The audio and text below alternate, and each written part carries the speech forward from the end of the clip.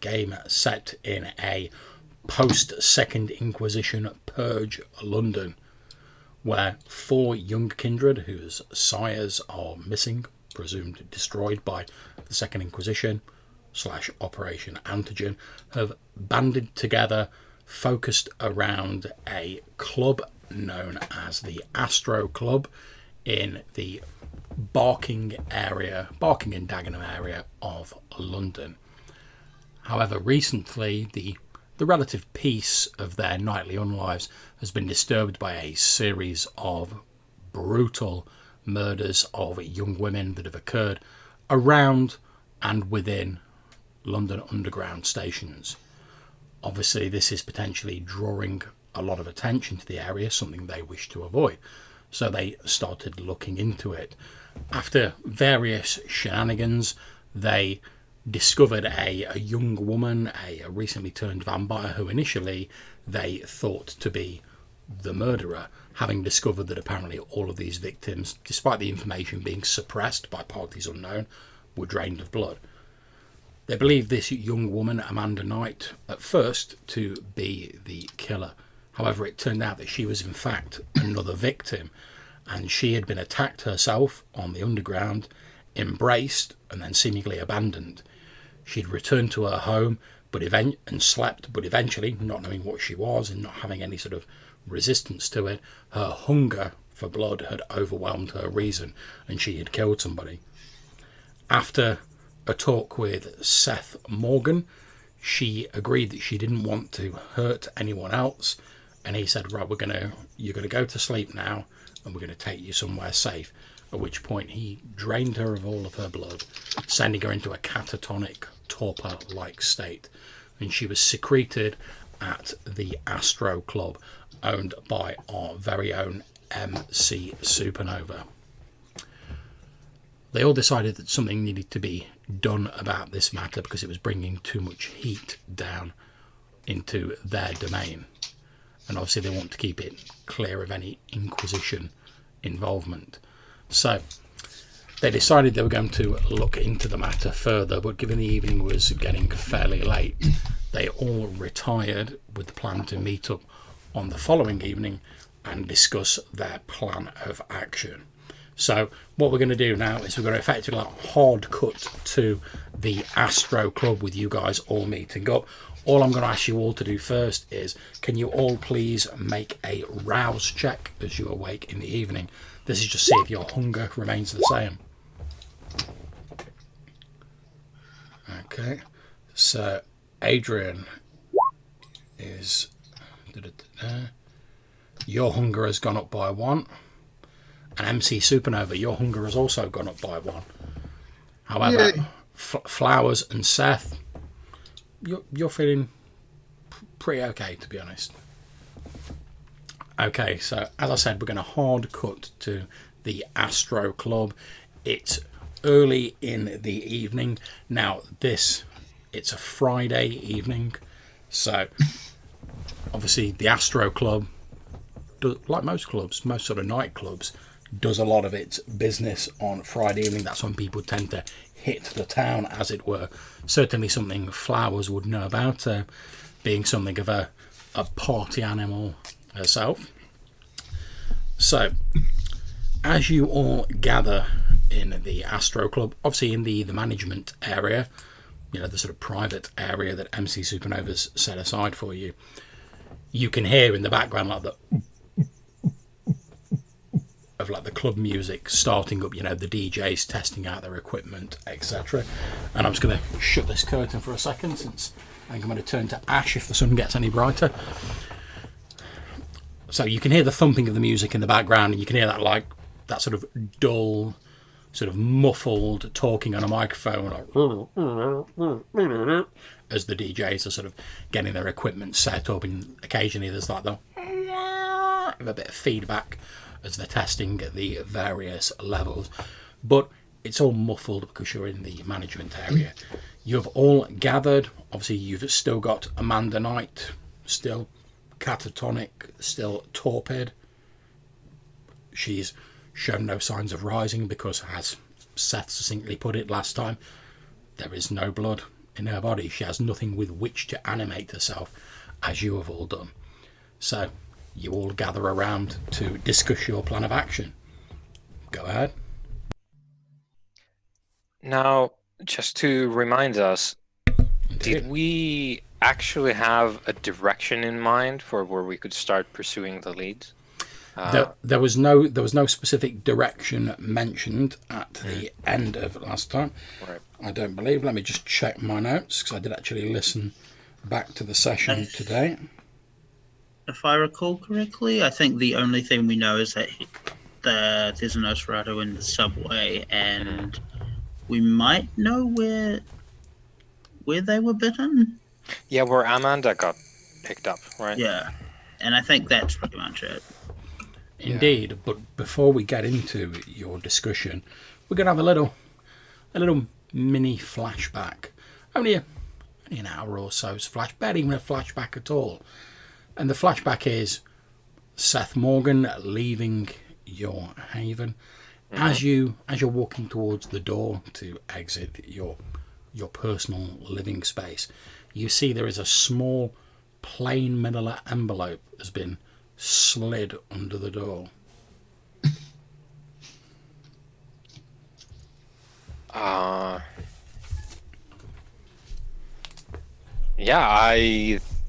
I'm not necessarily expecting anything, but I'll grab it. Who's it from? Is there a sender on the cover? There's no sender on the front. There's no postmark or stamp or anything. It's just a plain manila envelope. I'm going to exit and walk into an alley nearby. Okay. And open it there.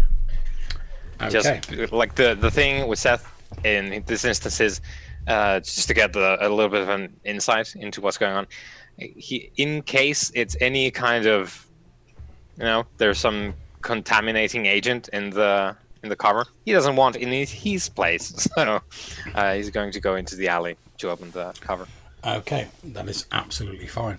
As you tear open the envelope, you can see that inside is a folded up piece of paper, and as you sort of glance at it, just so under the lip of this folded over paper, you catch sight of a very plain sort of word processed, almost like it's been done on like an old 9-pin printer. Yeah. And you see a code line across the top, a series of numbers and letters that you recognise to be one of the Operation Antigen call signs. You know that most of their paperwork is deliberately sort of kept as anonymous as possible, and they use layers of code, so if they fell into the wrong hands, they wouldn't be able to use them. Right. So I'll open it fully. Okay, you open it, and obviously it's sort of couched in quite vague terms, but it seems to describe a blank body, as the report refers to it, that has been under surveillance in the area of Barking and Dagenham, near one of the underground stations. It describes the blank body as female. And it has a couple of sort of notes next to it as demonstrated great strength and speed. Yeah. Mostly seen around underground stations, and it's got a call sign at the bottom which you recognise as they've been surveilling this blank body, this kindred, with the intent to eventually swoop in and deal with that kindred. And then I'm going to say at the bottom there's a small bit that's been handwritten on. Now I believe due to your Operation Antigen lore sheet, you have at the first level you have a contact within Operation Antigen who funnels you, who sort of will let you know if they come in for you. I have the level 2, I believe. Let me just get the thing. Well, it's that's the fine. operations folder. That's fine. Thing. Early warnings level 1. So the thing with these is, at least the way that I've understood it, is you buy them piecemeal, as opposed to, let's say, strength stat, where you buy everything. It's fine. Literally, all I'm going to do is I'm going to ask her, how obviously the person's not going to sign their name, it'll be some sort of call sign. I'm going to say, what call sign has been written at the bottom of this letter?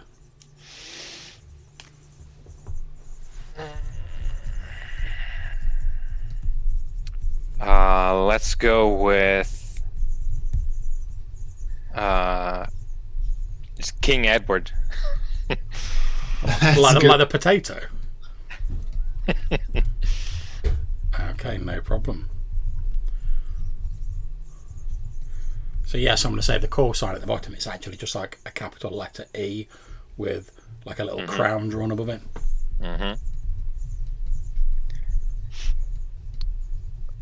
All right. So the detail in this is they've been surveilling a kindred with these physical properties, and they intend to go and get them, whatever that might mean. Indeed. And I suppose here's the question: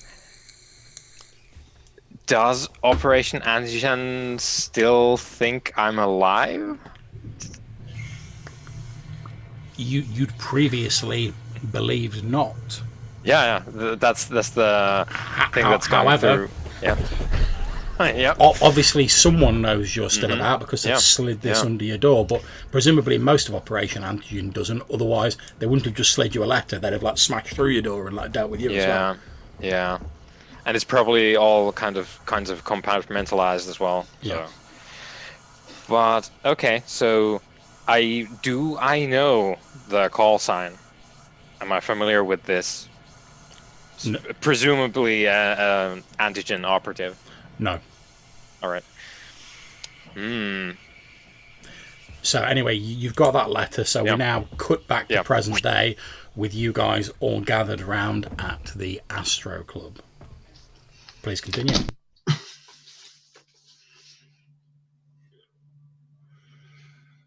So, I don't know about you fine gentlemen and ladies, but I am mighty fucking hungry.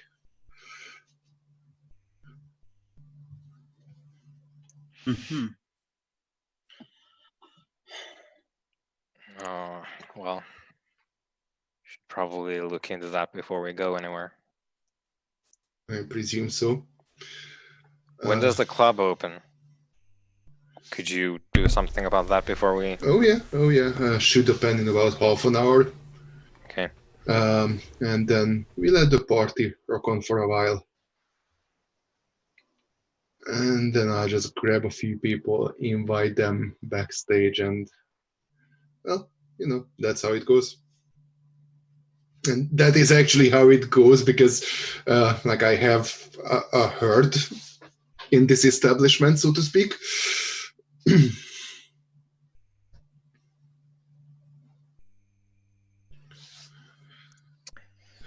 So...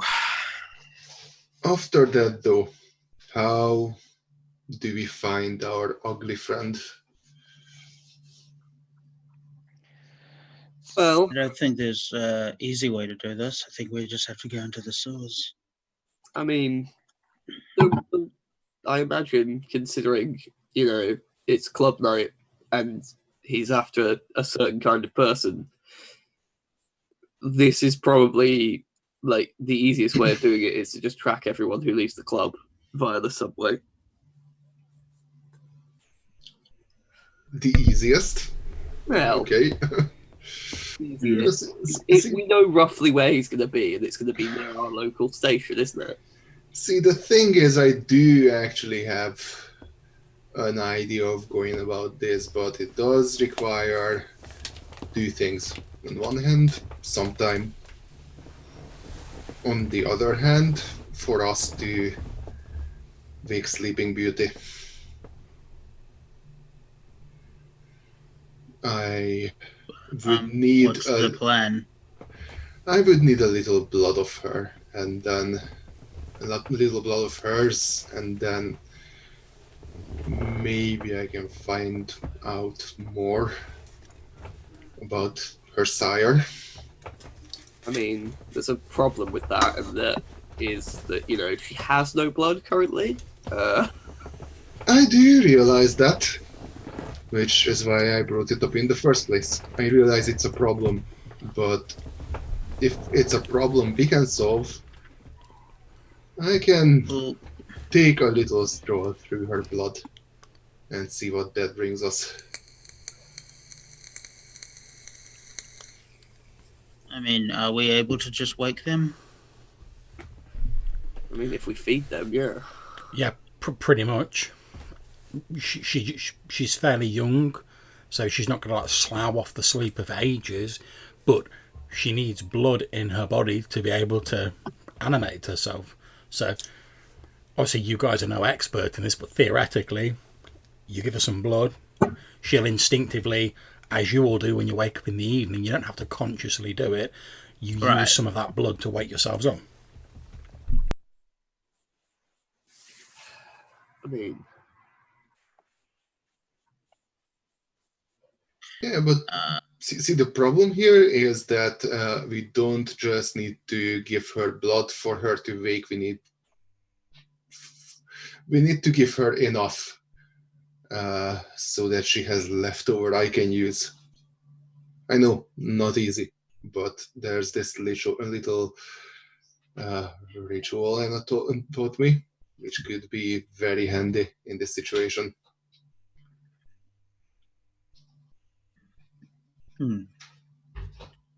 Trailing folks in the subway sounds somewhat more reliable than whatever that might be.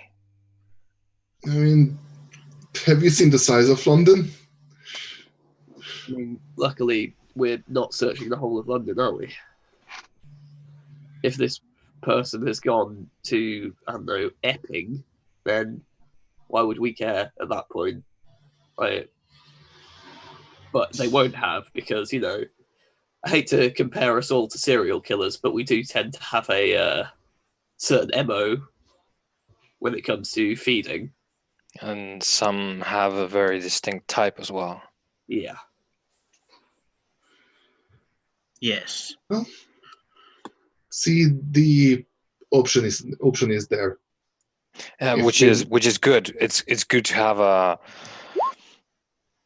have something up the sleeve, even if we do go into the subway. And the thing is, we could have done with whatever it is you would like to do, but that would involve leaving our guest here alone, presumably, as we had to do whatever we intend to with the one who made her. And I'm not sure that is a very sustainable option, given that there's going to be the particles outside. I mean, She's unstable. I don't mean to be insensitive, but once I have the blood I need to use for the ritual, I don't care if she's awake or dozing off. Yeah, but I think let's not set the precedent of us waking someone up just to re-torpor them. That feels a bit... That's true. As you're talking about this, you hear what sounds like the sound of breaking glass coming from somewhere nearby. You would know, Supernova, you would know it to be one of the sort of like the back rooms, like the storage rooms at the club. You know, where you keep the DJ equipment when it's not being used, the drink supplies, etc. Okay, let me take a look at this. There's a robbery in progress. God, hope not.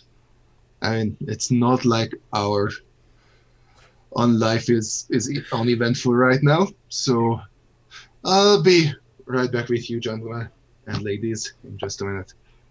And I step out and lock the door again. Okay, so you head into the back rooms at the Astro Club, Supernova, and there's numerous crates, boxes of sound equipment, stuff like that set up. And as you're moving in, you're being quite quiet. As you move in, you can hear what sounds like a young woman's voice saying, like coming from like behind some of the crates, like near the back of the storeroom, saying, "It is, I tell you, it is. I saw him. I saw him come in. and you hear another female voice saying, "No, it can't be. Surely you wouldn't see the Ripper in a place like this." And she's like, "It is. I saw him." How do you know it was him? Well, of course it was him. Who's got all those rippling muscles like him? And then you hear like a soft sort of sigh from behind the crates. "Oh, well, I hope we don't get in too much trouble for this. But if we could get an autograph, or maybe we could get a picture with him or something." And then you hear like the sound of, obviously they're trying to be a bit sort of stealthy, but they're not doing a very good job about it. You can hear like footfalls moving behind the crates, like as they're trying to creep about. Is that name, the Ripper, familiar to me? Like beyond the age-old legend? It's one of the ringside names that Adrian uses in his MMA tournaments.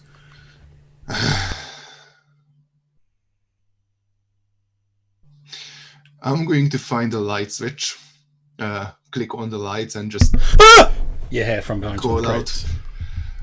Come out very slowly.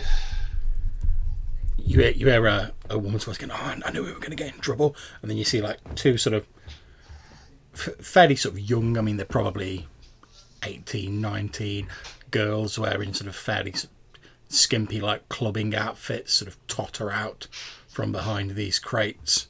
You can see they're both wearing sort of like jackets. It's a little bit cold outside, like jackets over their club gear. What are you doing in here? This is not for guests. She's like, and she sounds really apologetic. She's like, "Oh look, I'm really sorry, but like, I'm a really big fan of the Ripper, and I saw him coming here, and I thought, yeah." And she's almost like swooning as she's talking. And I thought, maybe if I could get a chance to just like take a picture with him, or even like talk to him. I'm really sorry about the little window at the back. I'll pay for the glass. You came through the window.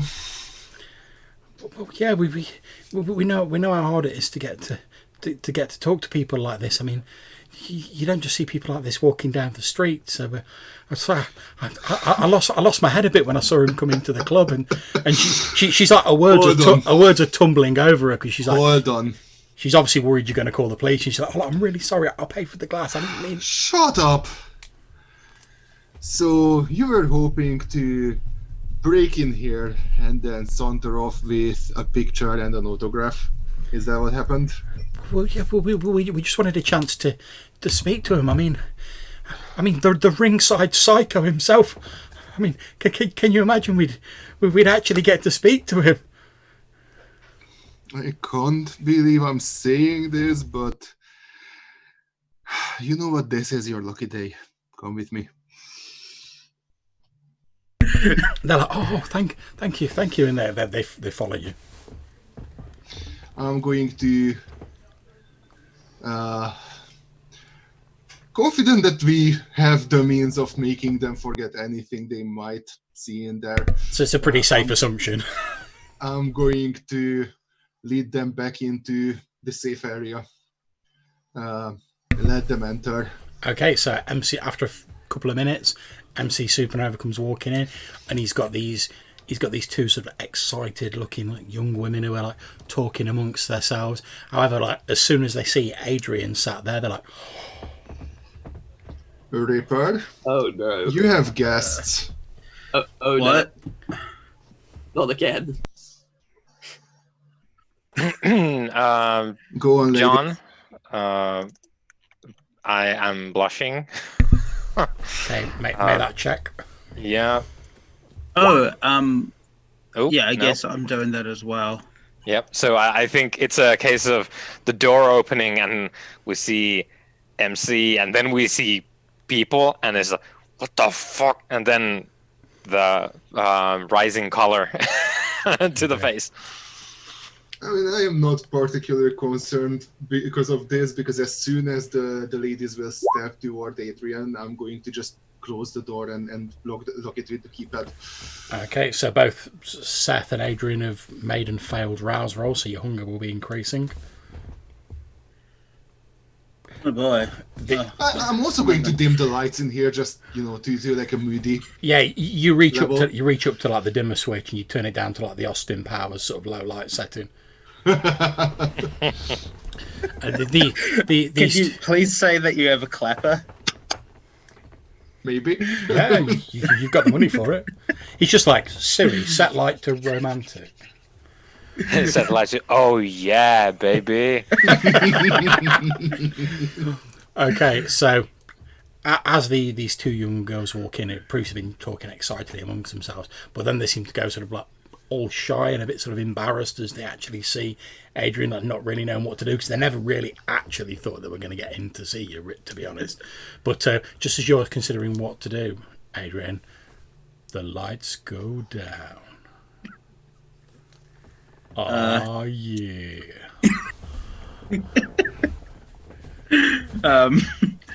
Supernova, who are your friends? Apparently they're your friends, or want to be, and they were brave enough to come in through the back window. So at this point, one of the women sort of like opens her coat, and she's wearing obviously like a homemade, like sort of like printed at one of these like sort of online print places. It's just like a white T-shirt, but it's got like a picture of you in like your last bout, sort of just delivering like a knockout punch to somebody on the front of it. Like, I love Ripper on the front of it. Gets If ripped. it's a white, Yeah. if it's a white shirt, can we say that it has like kind of tacky, like fake bloodstained Yeah, paint? it's got some of those like Photoshop sort of like blood splatter like brushes across it. I briefly wonder if if like Conor McGregor has obsessive fans like this. And then considering that I'm now very hungry, how athletic do these two women look? Like, They I want to ask. well, I mean, they're reasonably athletic.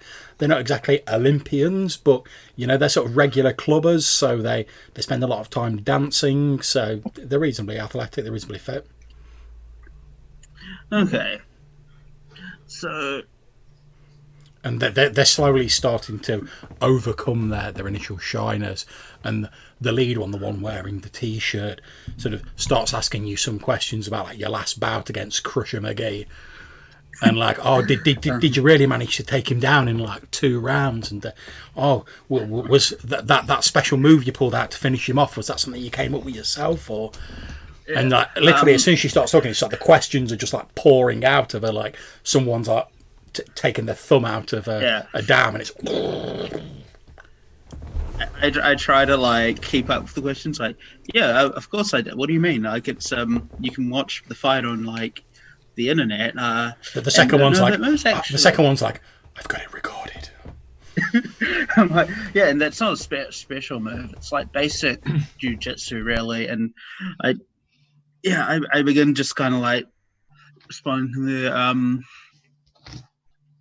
to their questions, but like because I don't want to spend the entire night doing this, I like try to wrap it up by like offering to like take a selfie with them or something like that. Yeah, they are made up. Encouraging them. Like she's going full force into helping them and ask as many questions as possible. She's stood behind them and is continuing the barrage. Some of them are incredibly bizarre questions, like "What's your favorite kind of donut?" etc. I get confused and I answer your questions for a moment. Yeah, the second woman seems to like pick up on this, and she's like, "Oh, is it really true? You drink 15 raw eggs before every bout?" No, is that a rumor? She's like, oh yeah. She's like, this is you swear by. You make your own protein shake before every bout. It's your own special formula. That's how you keep so toned. I like to imagine that there's a meme of like Gaston from Beauty and the Beast with Adrian's head crudely photoshopped. Saying, I was a lad, I took 12 dozen eggs. Yeah. Except your diet is actually much funnier than that. Oh yeah, I have to say I don't drink Eggs. eggs. It has come to this. That's it. Yeah, and if you can get the chance, I will try to feed from one of or both of them. Okay, so what I'm going to ask you to do is, let me just have a look at your sheet. Dum, dum, dum, dum, dum. There we go. So I'm going to ask you to make me a charisma persuasion roll, but I'm going to say you can add your fame to it. Okay. So you get like an extra dice for each dot of fame you've got, because these people are like, and you need like one success because these people are already in awe of you. Okay. Funny if I failed. No, Okay. you're more than good. Indeed, you are more than good, and you didn't get any 10s or 1s on your hunger dice. Nope. So no, that's fine. I checked it. So in terms of, so obviously, how do you set up this feeding? Because obviously you're not just going to like tear into her because there's another one of them there. So how just sort of set the scene for us. Obviously, you don't need to go into like grisly details, but how does it break down? Okay, so I make like an assumption over which one I think is like the finer physical specimen, and I literally mean that in terms of like athletic ability. It's probably the one with the t-shirt on. She looks a bit older, so whereas the other one looks a little bit younger, a little bit more immature. So I like try to like ask like oh, do you do any like? Have you ever considered doing like some like kickboxing or anything? And like steer the conversation that way. And then like with the other one, I try to get her to like focus her attention on flowers for a moment by saying like, oh yeah, I don't know, like flowers has like footage of some of my like training matches or something at my gym that you can like, and I like show her on your phone, which you definitely have these. I She's definitely go for it. and while they're distracted, I feed on her friend. okay, that is absolutely fine. You feed on the one wearing the Get Ripped t-shirt. Okay, so how much blood are you looking to take from this person? Now, you can the maximum you can reduce your hunger by without actually hurting a person is 2. I would like 2 bloods. Okay, so reduce your hunger by 2. That's absolutely fine. So you take a little bit of blood off her. Obviously, the kiss, the sort of euphoria-like effect that is generated when kindred feed, takes hold. She's not going to have any clear memories of you feeding on her. She's probably going to sort of like probably tell the story about how she got a bit of a peck on the cheek from the Ripper, and that'll be like the extent of it. Yeah. Yeah, I also like, can I say when I was taking the selfies with them, I like followed them back on Instagram or tagged them or something? Yep, you most certainly can. So yeah, so you've got a picture of them sort of like huddled in, and you like,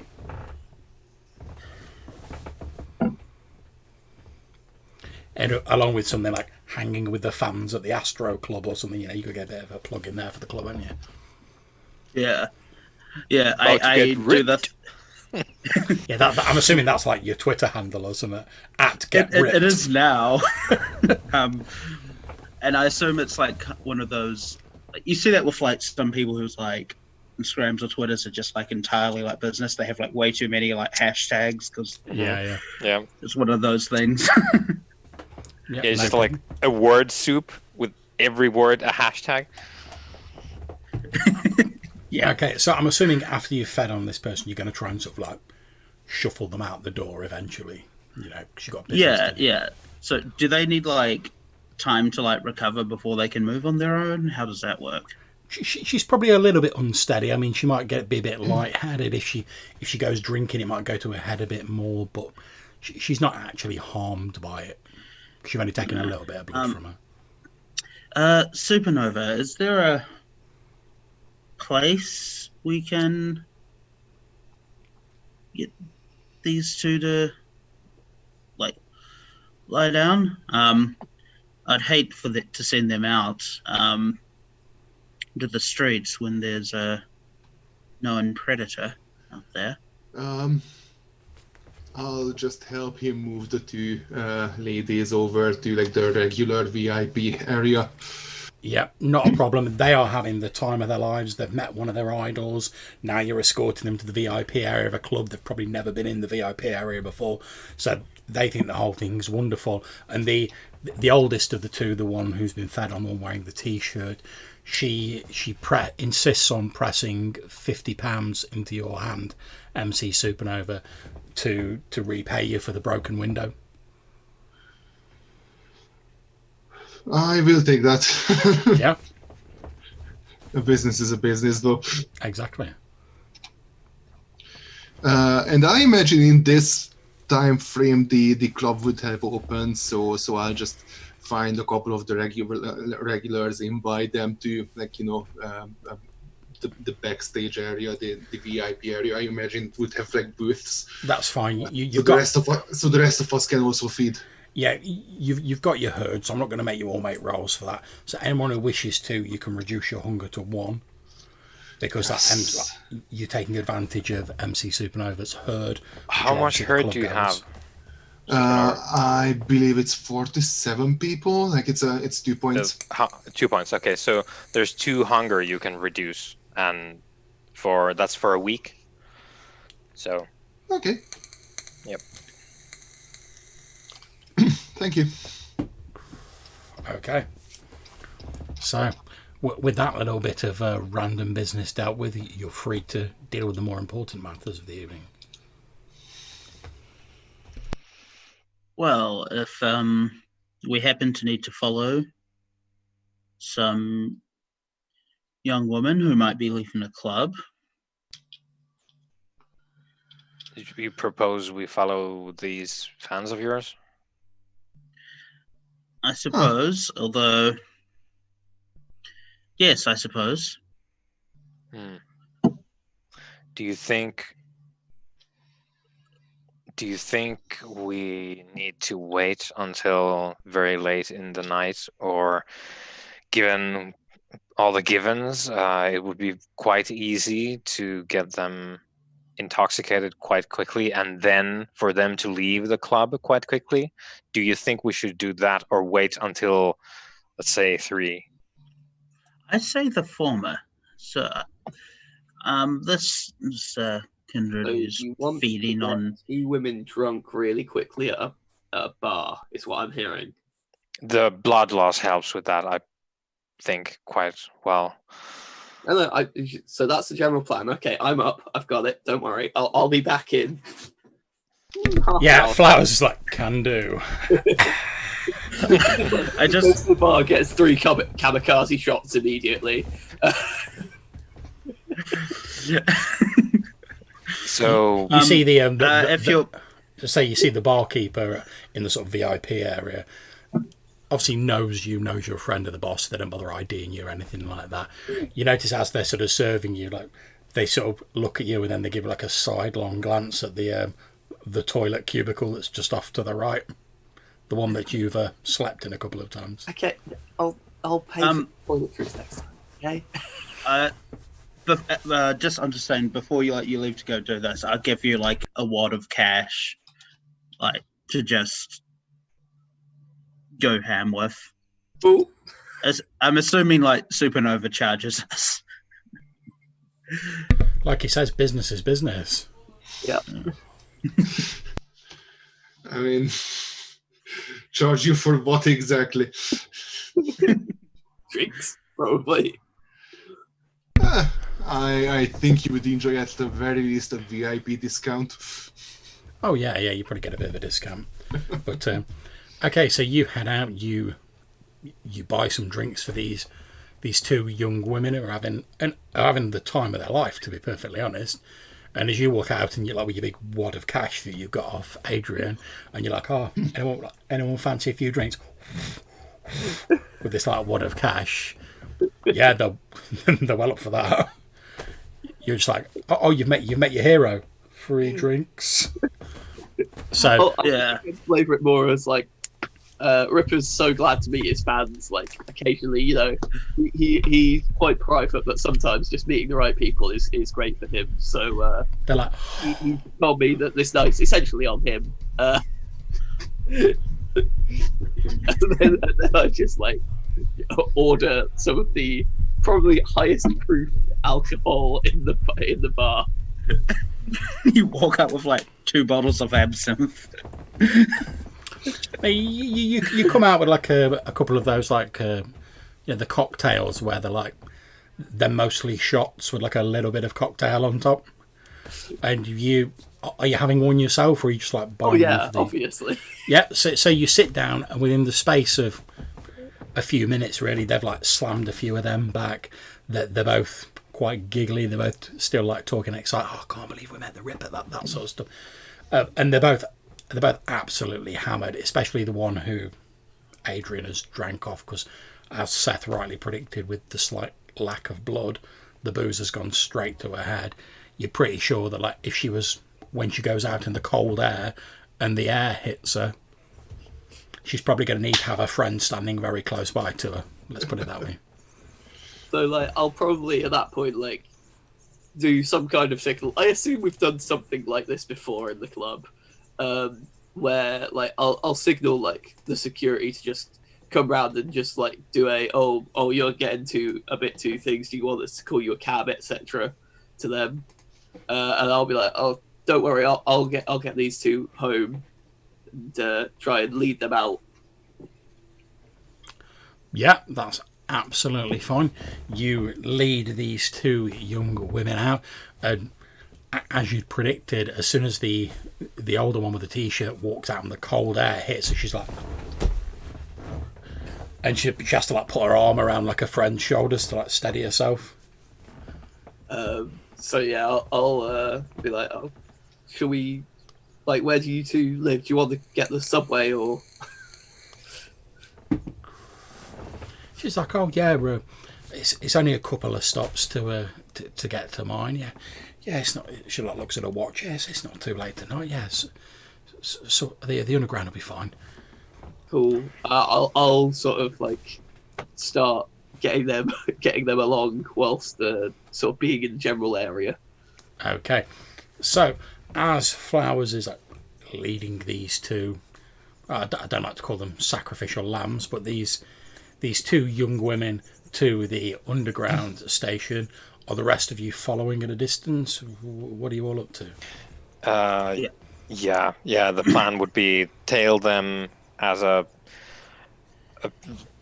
notable distance so that we're not obvious and see what happens.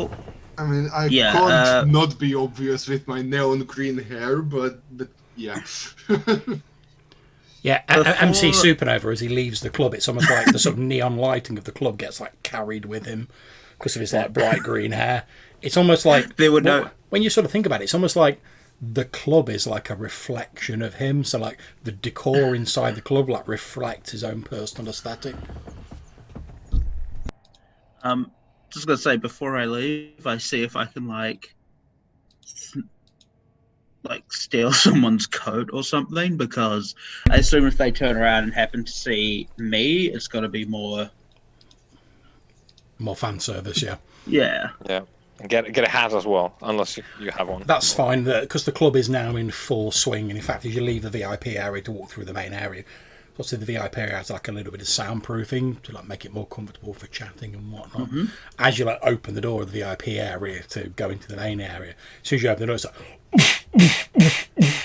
and you see all the lights flashing around. You can hear like the bass sort of thumping on the music. But it's in full swing. There's people dancing everywhere. There's a cloakroom near the entrance, and like I say, all of the staff sort of know that you're friends of the boss, so it's dead easy if you just like whip a coat and a hat. That's not a problem.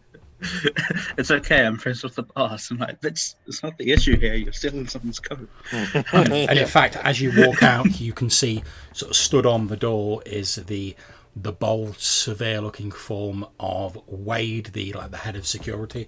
He's got like his radio headset on, and he's like talking occasionally to like the other security personnel. He gives you like a cursory nod, Adrian, as you sort of heading past. I nod at him as well, and yeah, I leave and start following my friends. Okay. So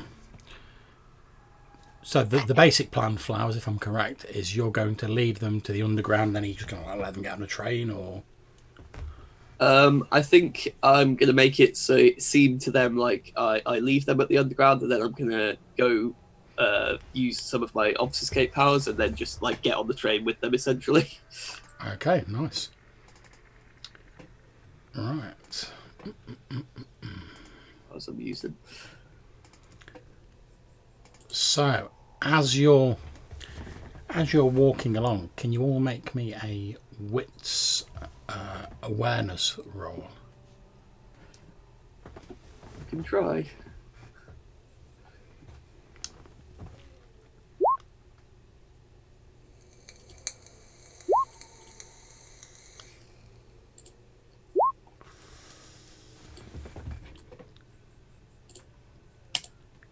Nice. Oh boy. Okay, so this is only MC Supernova and Seth who are aware of what I'm about to say. You all reach the underground station, you know, the steps going down, etc., to the tracks. You've been here before. Nothing particularly unusual. You can see Flowers up ahead. Obviously, Flowers, you're a bit distracted by like, looking after these women, so you've not seen anything. Adrian, perhaps you're a bit distracted by like trying to remain a bit sort of secretive because you don't want these two fans to see you. As you're getting near the underground station, though, Seth and MC Supernova, you notice what appears to be you only catch a briefest glimpse at it, and at first you think maybe you've imagined it. Then as you look at each other, Supernova and Seth, you realise you've obviously both seen the same thing.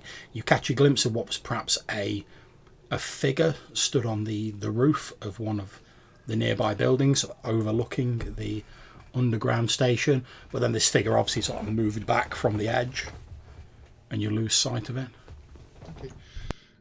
Just before we get into this scene, I want to add that as we left the club, I would have talked to Wade and told him about, the broken window at the back.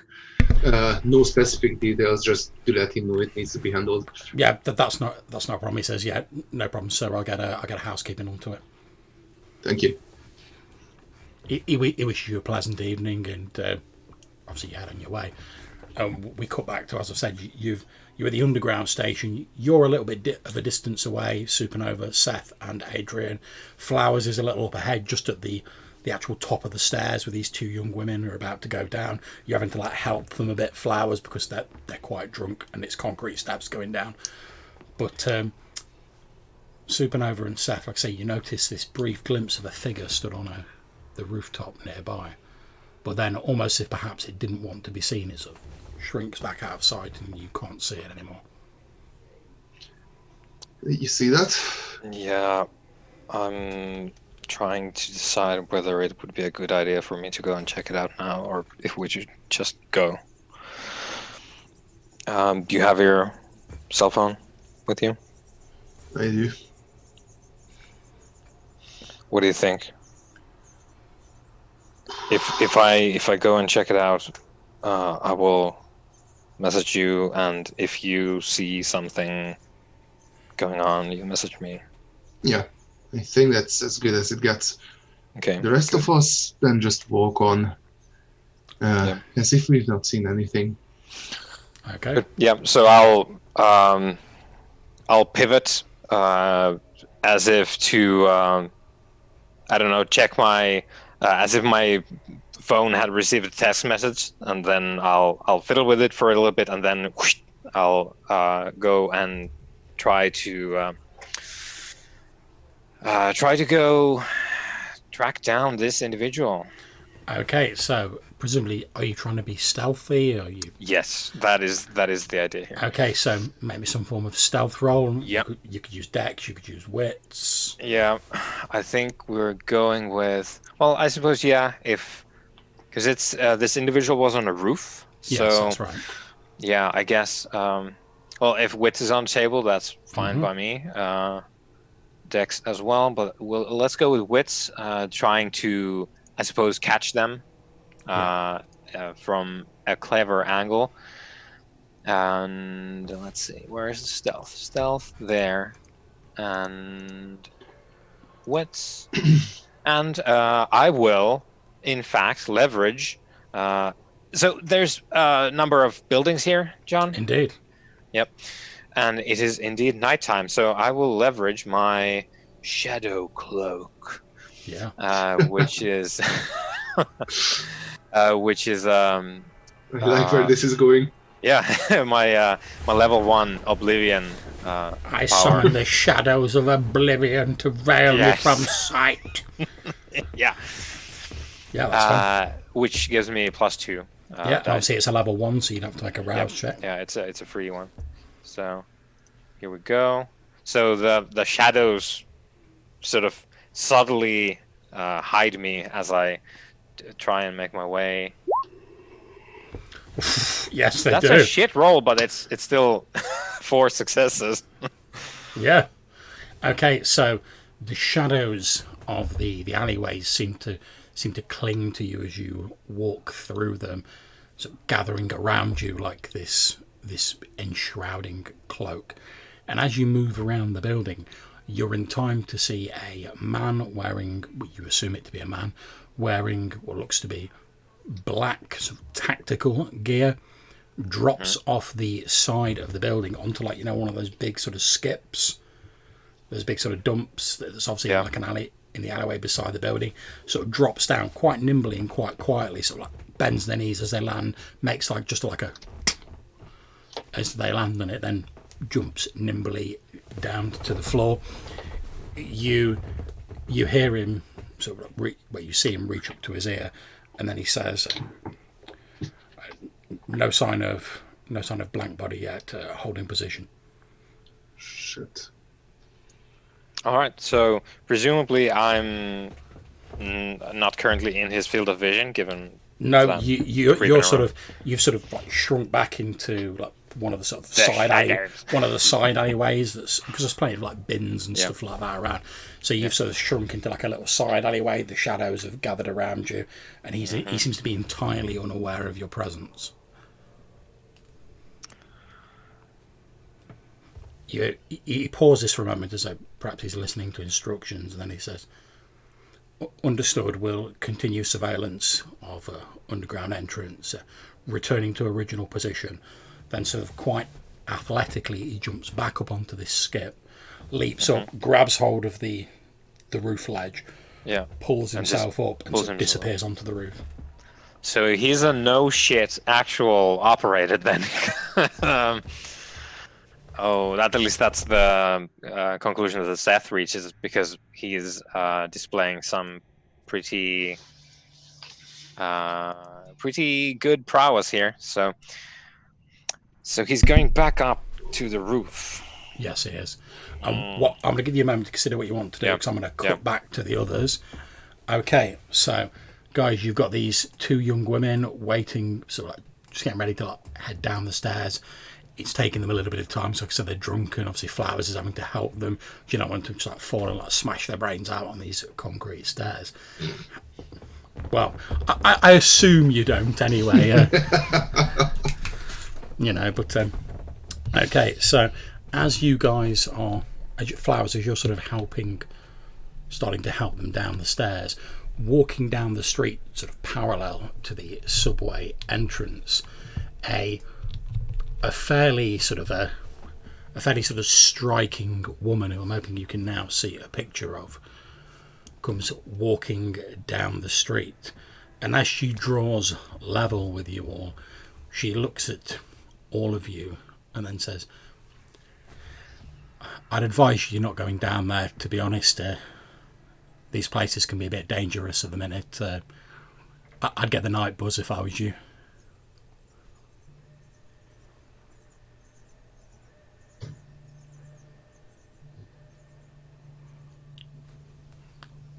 Do you respond at all, Flowers, or?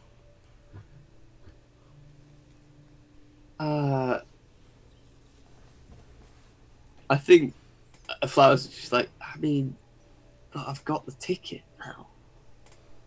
We'll be fine. We'll be fine.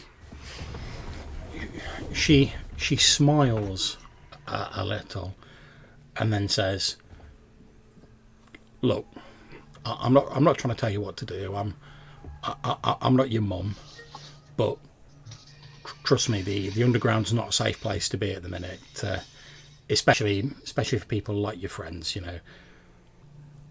And then she actually like she reaches in. She's wearing like a sort of long, fairly sort of like plain like brown coat. She reaches inside, takes out what looks like a battered old like leather wallet, takes out like £20, £20 note, holds it out to you, and she says, "Sorry about the ticket, but there you go. Get yourself a ticket on the night buzz. You'll be a lot safer." Sure. Like I'll gesture for the two of them to just sort of like go this way. Is there any way in this system to get sort of like a cold read on her? Like what is it? What is it you're trying to work out about her? I feel like it's kind of like, is this person like working for the authorities? So are they a police officer or something similar? Because we've seen that they have some level of surveillance on the trams before. So Okay. I'll tell you what. If you can make me a wits streetwise roll. Now, that's basically to see whether like she's using any sort of like common sort of phraseology that the police would use. You know, that sort of thing. yeah, that seems fair. See if I can actually roll that. Ooh. Okay, you've succeeded. You're pretty sure she isn't an undercover police officer. I'm sure it's fine. Like, yeah, I'll get the girls out of there. Just like more information on yet another group of people who are trying to keep people out of the subway. Okay, so whilst Flowers is sort of like leading the girls away to like a normal bus stop, effectively, obviously Adrian, Supernova, you've seen this going on, this woman approach. You might not have heard all the conversation, but you've got the gist from what you've seen. She's basically said, "Oh, don't go down into the underground. Here's some money, get yourself a bus ticket." Well, what are you guys doing while this is going on? I sort of look at this and then look to Supernova and like kind of shrug. I'll just stop somewhere and pretend I'm on my phone. When Adrian gives me that signal, I just look back at him and sort of shake my hand to caution him to wait a bit. Okay, at this point, Adrian, can you please make me a wits stealth roll? And I'm going to give you an extra dice because you have disguised yourself. Okay. What's stuff? Okay. Well, it's still going to be bad.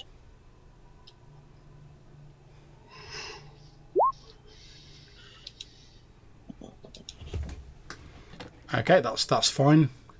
Still one success. That was just to see whether, as they were sort of like walking past the alleyway you were in, the two young women sort of saw through your disguise and were like, "Oh my god, it's him." But they don't. They just sort of move past you, and Flowers is at leading them to the bus stop. So as that's going on, we're going to jump back to Seth. You've seen this guy go up onto the roof. What's the plan? Is there another building where I could go to surveil him from the rooftop? Yeah, you're in a sort of fairly densely sort of packed area. So Yeah. it's basically buildings, small alleyway, building, small alleyway, rinse and repeat. So I would like to go and look and find a building with a fire escape, like the either it's just a ladder or if it's the actual stairs and whatnot. But Yeah, that's absolutely fine. You managed to locate a building that has an external fire escape, yeah, and you presumably you're going to clamber up it and get onto the roof. yeah. And now I'm thinking, is there presumably because there's alleys, there's some detritus? Oh yeah, there's bins, there. bits of newspaper. Yeah, I'll like flip open a bin and I'll fish out the first drink can, whatever it is. If it's Yeah, you soda pull out, can, fine, yeah, whatever. you pull out like a Coca-Cola can. Yeah, so I'll grab that and I'll head up the fire escape. Okay, you climb up the building next to it, and you can now see this guy. You can see he's got what looks to be like a black briefcase next to him on the roof, and he's sort of sat down. You can see he's got like a pair of binoculars. He's like leant up with his arms on the edge of the roof, and you can see him sort of talking into his microphone, although you can't really hear him at this distance. Yeah.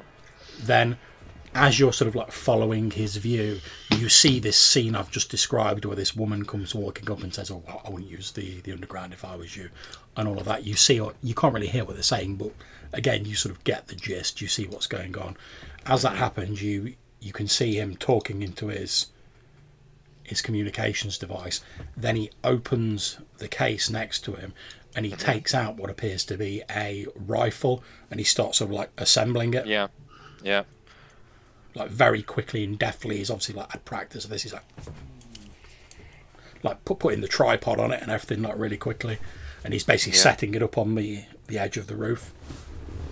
You see, it's got a scope on it, like proper like sniper rifle style. Yeah. I'm gonna fish out the old flip phone that I have, and I'll take out the chopsticks that I used to type, and I'll hammer out a quick message to Supernova, which says,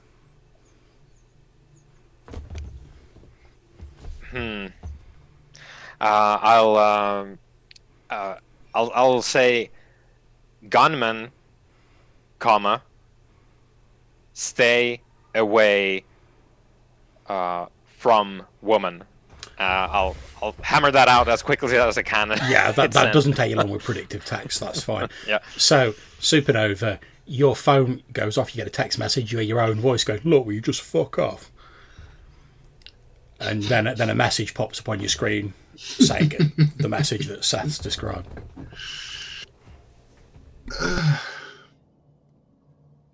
Okay, so that gives me some amount of anxiety.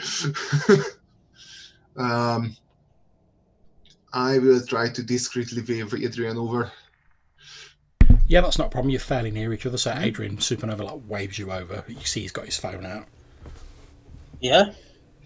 So I'm just going to hold up the phone, saying like check this out, acting like more or less casual, I guess, if I was like showing him like a picture or whatever, and I show him the text. Okay. Flowers, you've now moved away from this area. You're like putting the two young women on the bus. So Adrian, you see this text message. Well, fuck. Everyone has a plan until they get punched in the face. What do you think we should do? Fuck knows. As you're having this conversation, Supernova, as you're sort of looking past Adrian, as he's like looking at your phone, you see that now Flowers and the two young women have left. The woman who was talking to them, the fairly beautiful woman who was talking to them, so it turns around and she starts heading down the stairs into the underground station.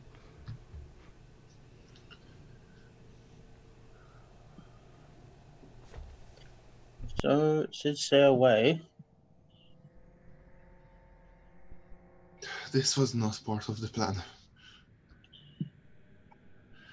Oh. I'm going to... Like, I imagine my phone would be like an old flip phone, like sort of Matrix style, so it doesn't actually have a touch screen. I am going to like hammer out a quick reply to Seth at this point and just ask ideas.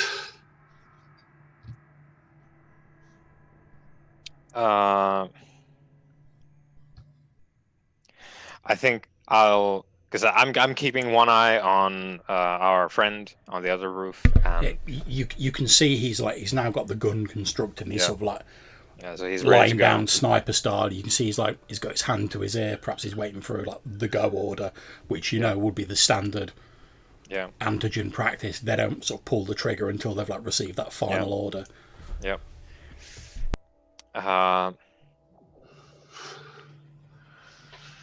Boy, do we have a code word for people like us?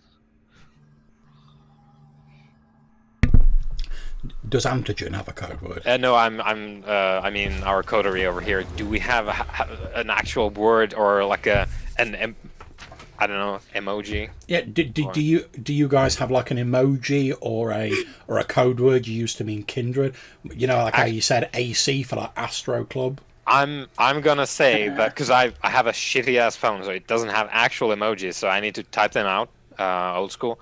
So I'm going to say do, so DO space U, just a single letter, space C, the letter, space Can the emoji be like just a laughing face? Because the only thing we could think of that like kind of showed teeth, it was vaguely related to like vampires, and we didn't want it to be too on the nose. I think like it should be something like a bat, because we know we can't turn into bats. But What if you made it? You know the smiling face with like the eyebrows like that, which you make out of a letter V. Yeah. How about that? Because you can just be like, oh, it's just an emoji, but obviously it's got a V in it. Vampire. I think that's good enough. I guess because again, I don't have the actual thing on my old phone, so I'll type the larger than, and then colon, and then a bar. So it's an angry face with the the sort of sideways V on top. So basically, the idea is, do you see vampire? Is the decoding of that message as I send it to him.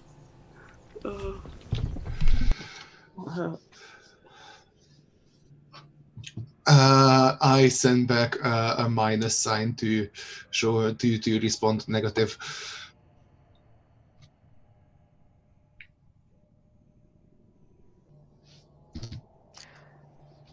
Do you see woman?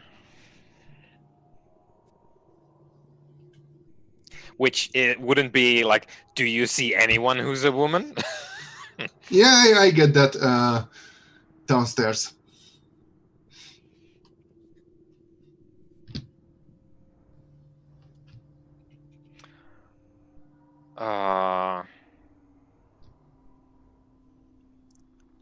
I suppose the next message, and John, if shit starts happening, please stop our SMS fest. Yeah, don't worry, I will do. Obviously, this is taking a lot less time for you actually to type out, because you're discussing your code words, which in actuality you'd have already established. So I'm sort of doing it a bit sort of loosey goosey, but I'll let you know. Don't worry. Can you bag?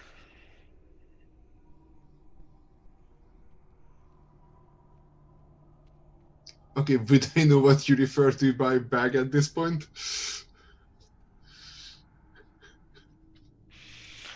I suppose that would be down to like maybe Seth wouldn't think about it that way because he understands his meaning. So I think that's up to Supernova. Okay. At this point, Seth, from your vantage point, you notice that the presumed antigen operative takes his hand away from his ear, and he starts lining himself up, and you can tell like he's getting ready to take his shot. He's obviously had the sort of go when you're ready order. And you can see he's sort of like lining it up. You can see he's got his finger on the trigger, just sort of lining up the perfect shot, getting ready. So you've got like a few more moments at most. I suppose I'll just send one more because I'm not about to interrupt them. So I'll send one more message to. It's gonna be incoming. It's just the word incoming. Okay, and just as you've got the message incoming, there's a and you see like a small explosion of fabric on the woman's back as something hits her coat and goes through it. Her entire reaction is to go and then carry on walking down the stairs. Didn't you say she walked downstairs?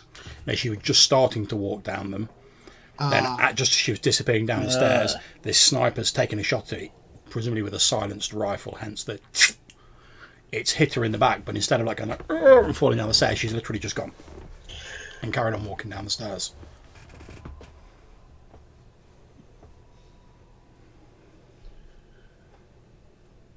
Okay.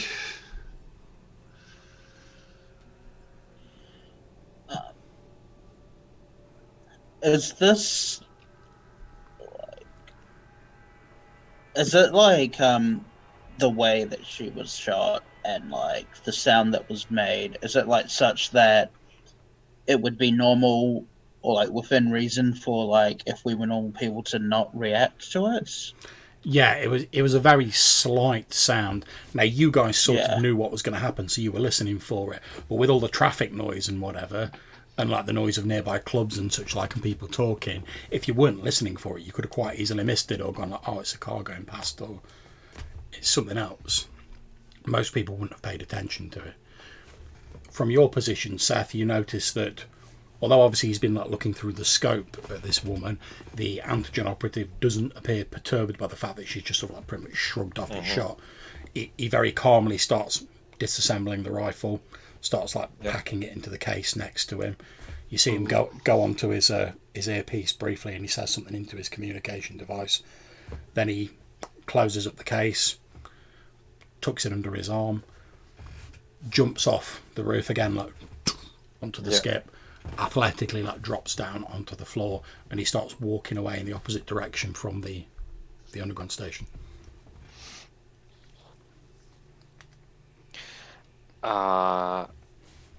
I'm going to come down from the roof and I will proceed to tail the operative. Okay, that's absolutely fine. Make me another wit stealth roll. Here we go. In the meanwhile, I'm going to text him to very briefly explain what just happened. Yeah. Woman hit, unhurt. Okay. Yep. 5 successes. You are the master of stealth. As you stealth your way through the shadows after him, you receive this text. You see he walks a couple of streets, and there's a fairly nondescript car parked up there. There's a guy sat in the car, the engine's running, he's sat behind the seat. He puts the briefcase into the boot, closes the boot of the car down, gets into the passenger seat. The car slowly pulls away onto the main road and starts driving off, picking up speed.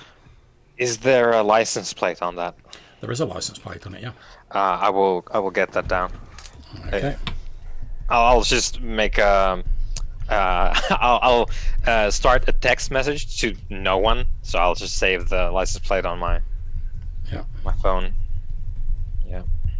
All right, and I will turn back. Presumably, I'm some distance away because I tailed the operative. So I'm going to go into the underground. Yeah, as much as I hate the idea of going down there, I think we should follow her. Okay, so you guys start heading down the sort of concrete stairs into the underground. As you get down there, you can see the woman sort of waiting on the platform, as it were, presumably waiting for a train to arrive. Does she have like an obvious like hole in her back?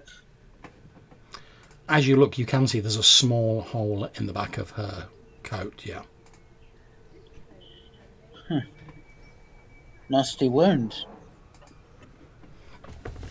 You just walking up to her and saying that? Yes.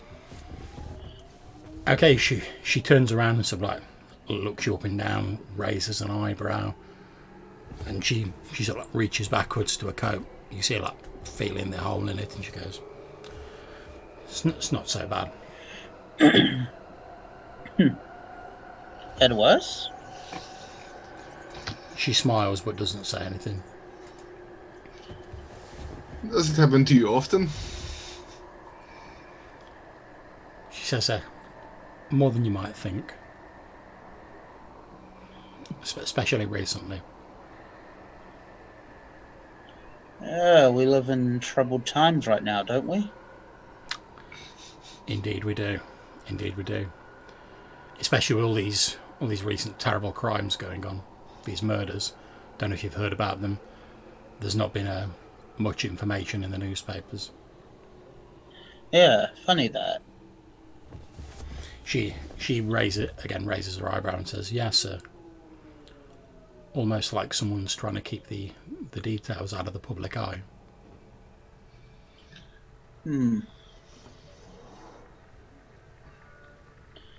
Yeah.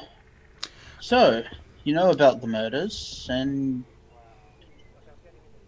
yeah, you're walking down here on your own. She smiles and says,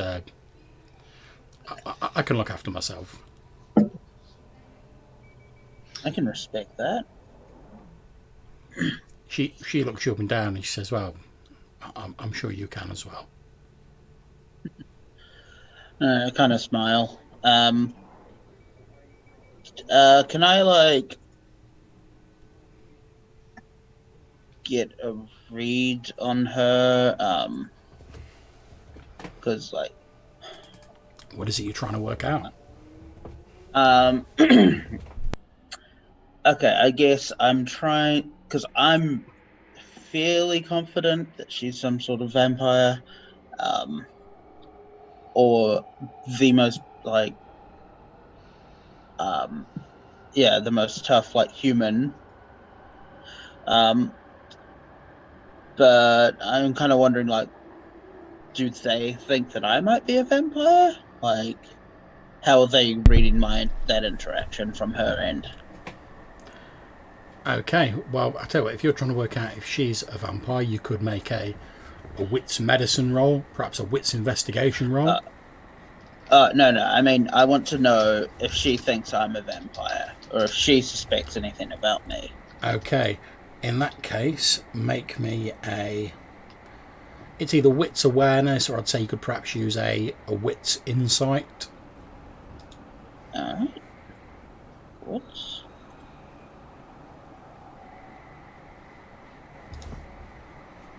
Oh no. Oh boy.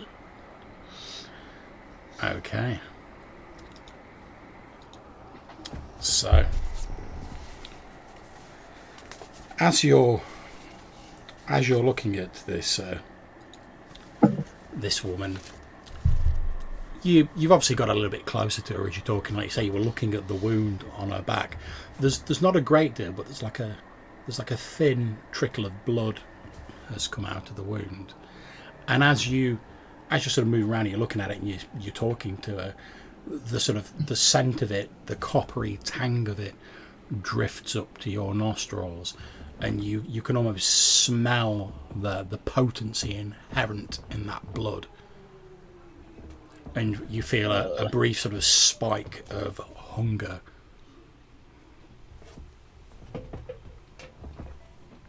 Okay. I I guess I don't take in a deep breath because I don't breathe. Yeah, I kind of like look at the wound, kind of like I fixate, like I'm fixating on it like too much. It didn't go right through her, did it? No. Okay. And in fact, make me a wits awareness roll. In the meanwhile, do I notice that he's fixating on this? Yeah, you can see he's like blatantly staring away. He's practically drooling. I'm going to just put my hand on his shoulder and squeeze.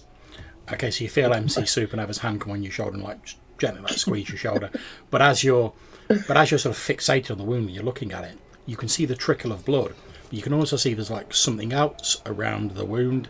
It's like it's some sort of liquid, but it's got like a weird sort of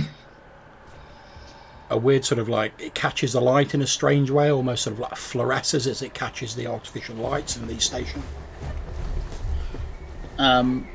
Is it like as fluorescent as MC Supernova's aesthetic?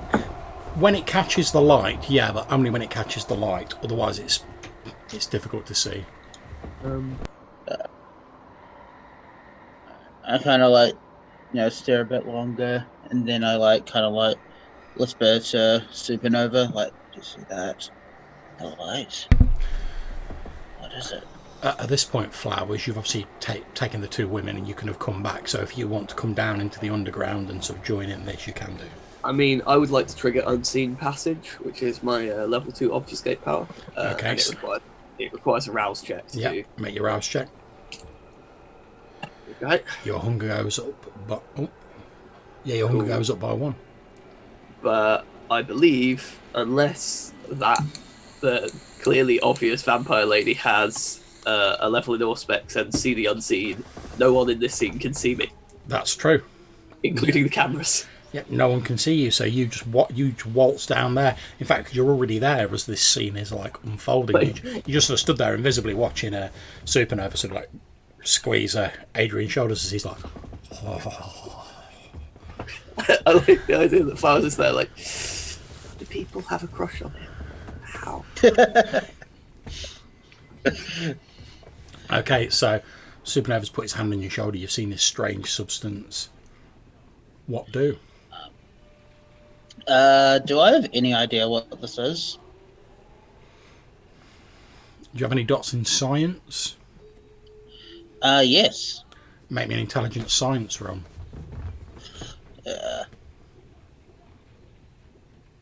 Does this come under my specialty of sports science? No.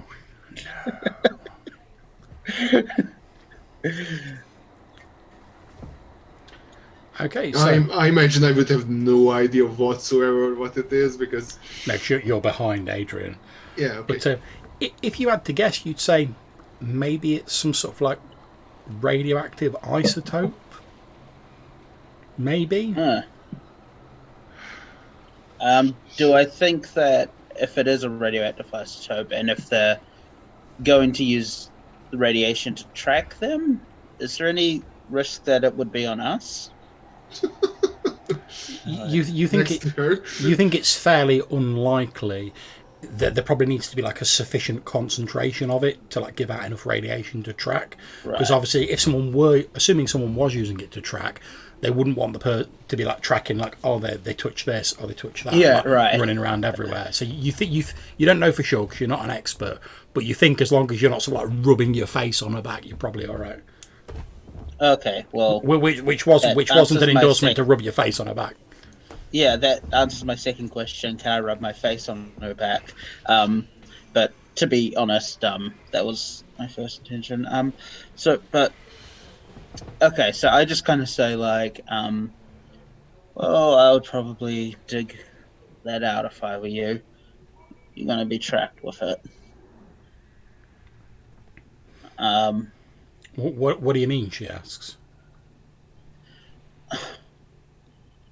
Andrew doesn't want to like say because he's not entirely confident, and he just kind of on this, and he's like, how many people well, are down here it's with glowing. us?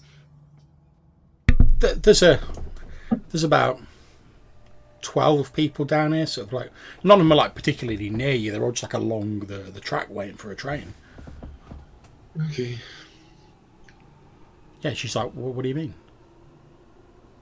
It's glowing.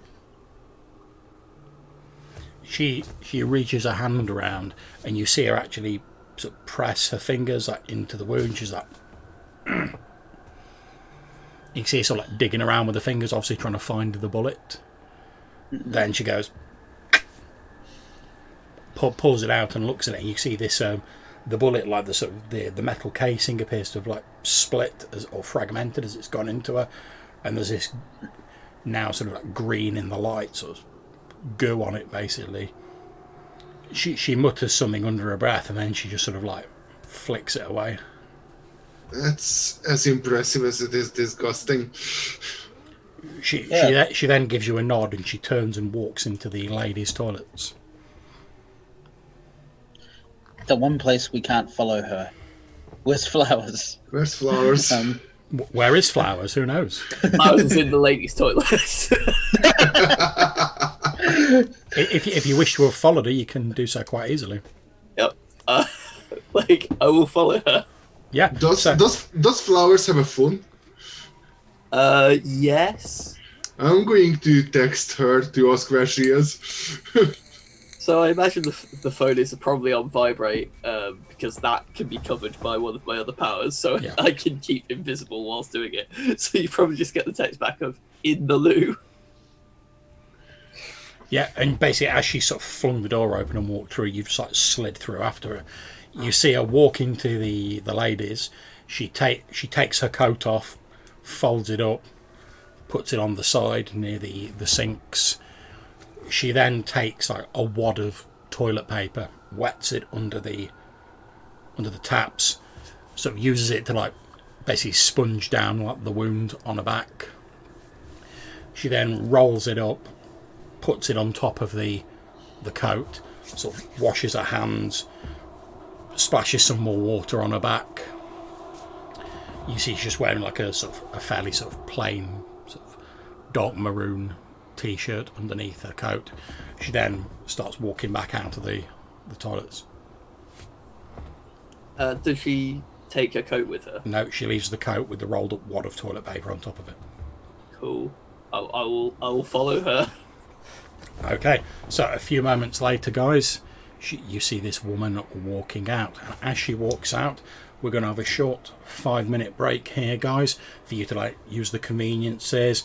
Hopefully stay away from any radioactive bullets while you're in there. Get yourself a drink, etc., and we'll reconvene in 5 minutes and we'll carry on. Okay. Yep.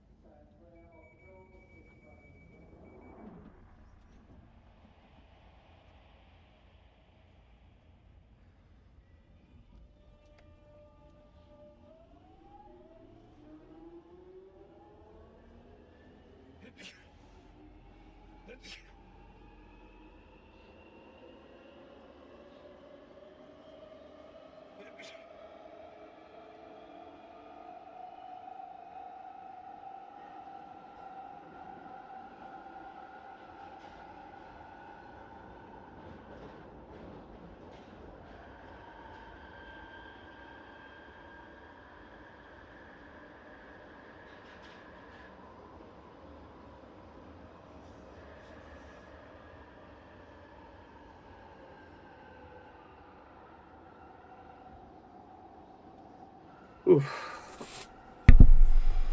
Yeah, I Did I do. get here early?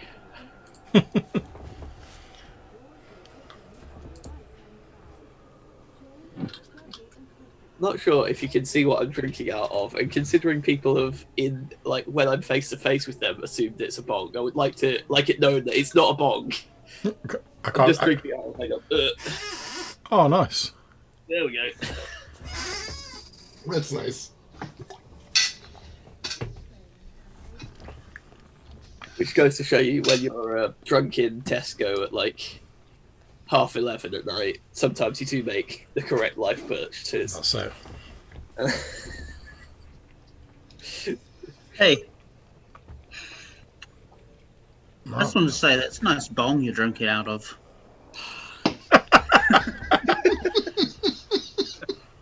We should point out for balance, other bongs are available. The scary thing is, I know how I could turn this into a bong quite easily. I'm just not going to. Yeah.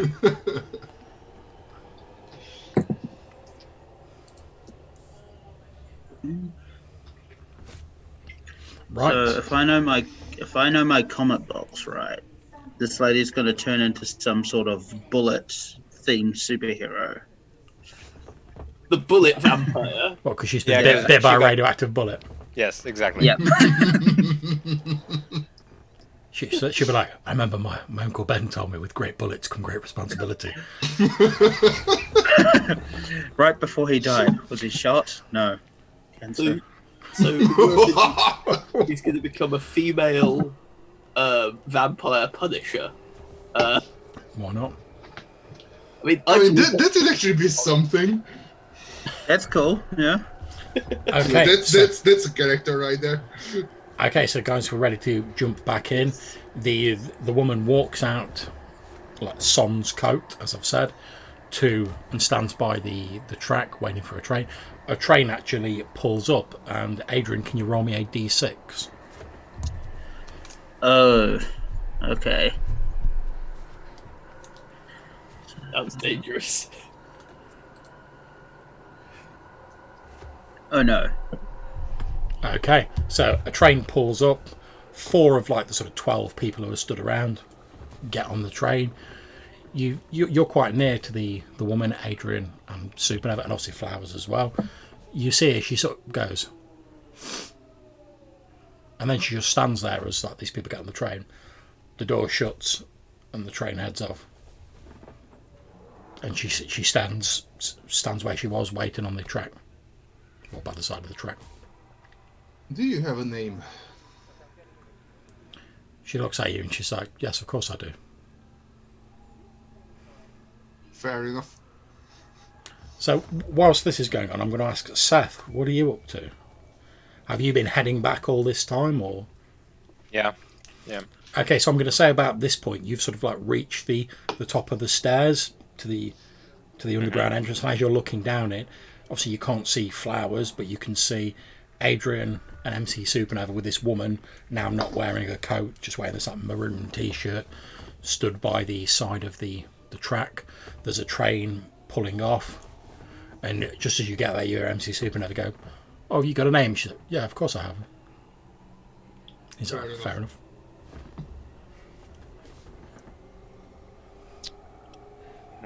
And she just stands there. She occasionally sort of like looks down the track as though she's like waiting for a train. I'm gonna stand somewhat at a distance, and I will, if I can, I will go to I will stand underneath camera, trying to be as much as I can off the cameras. Okay. And I'll start sending a message to Supernova, which is I think it's just a very plain "what doing" send.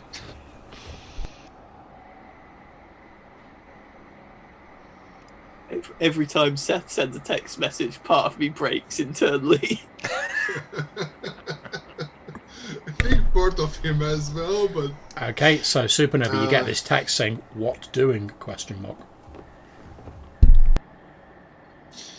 I am going to respond with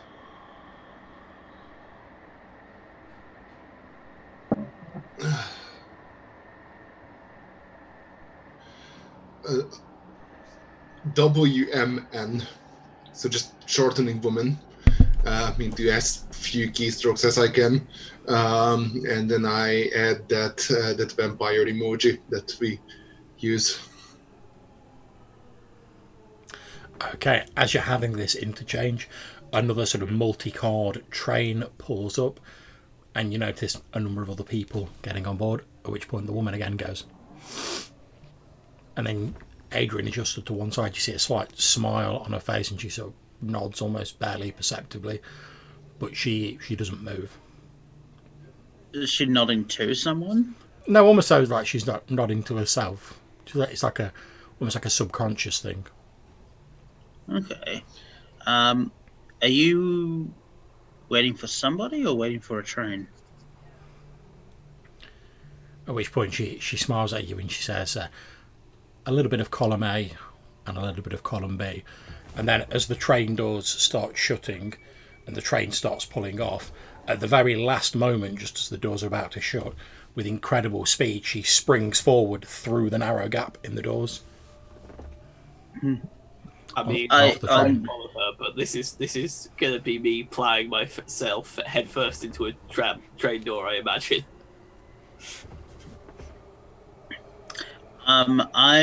Adrian is immediately like, damn, that was fast. Why don't I have that power? Where is this train headed?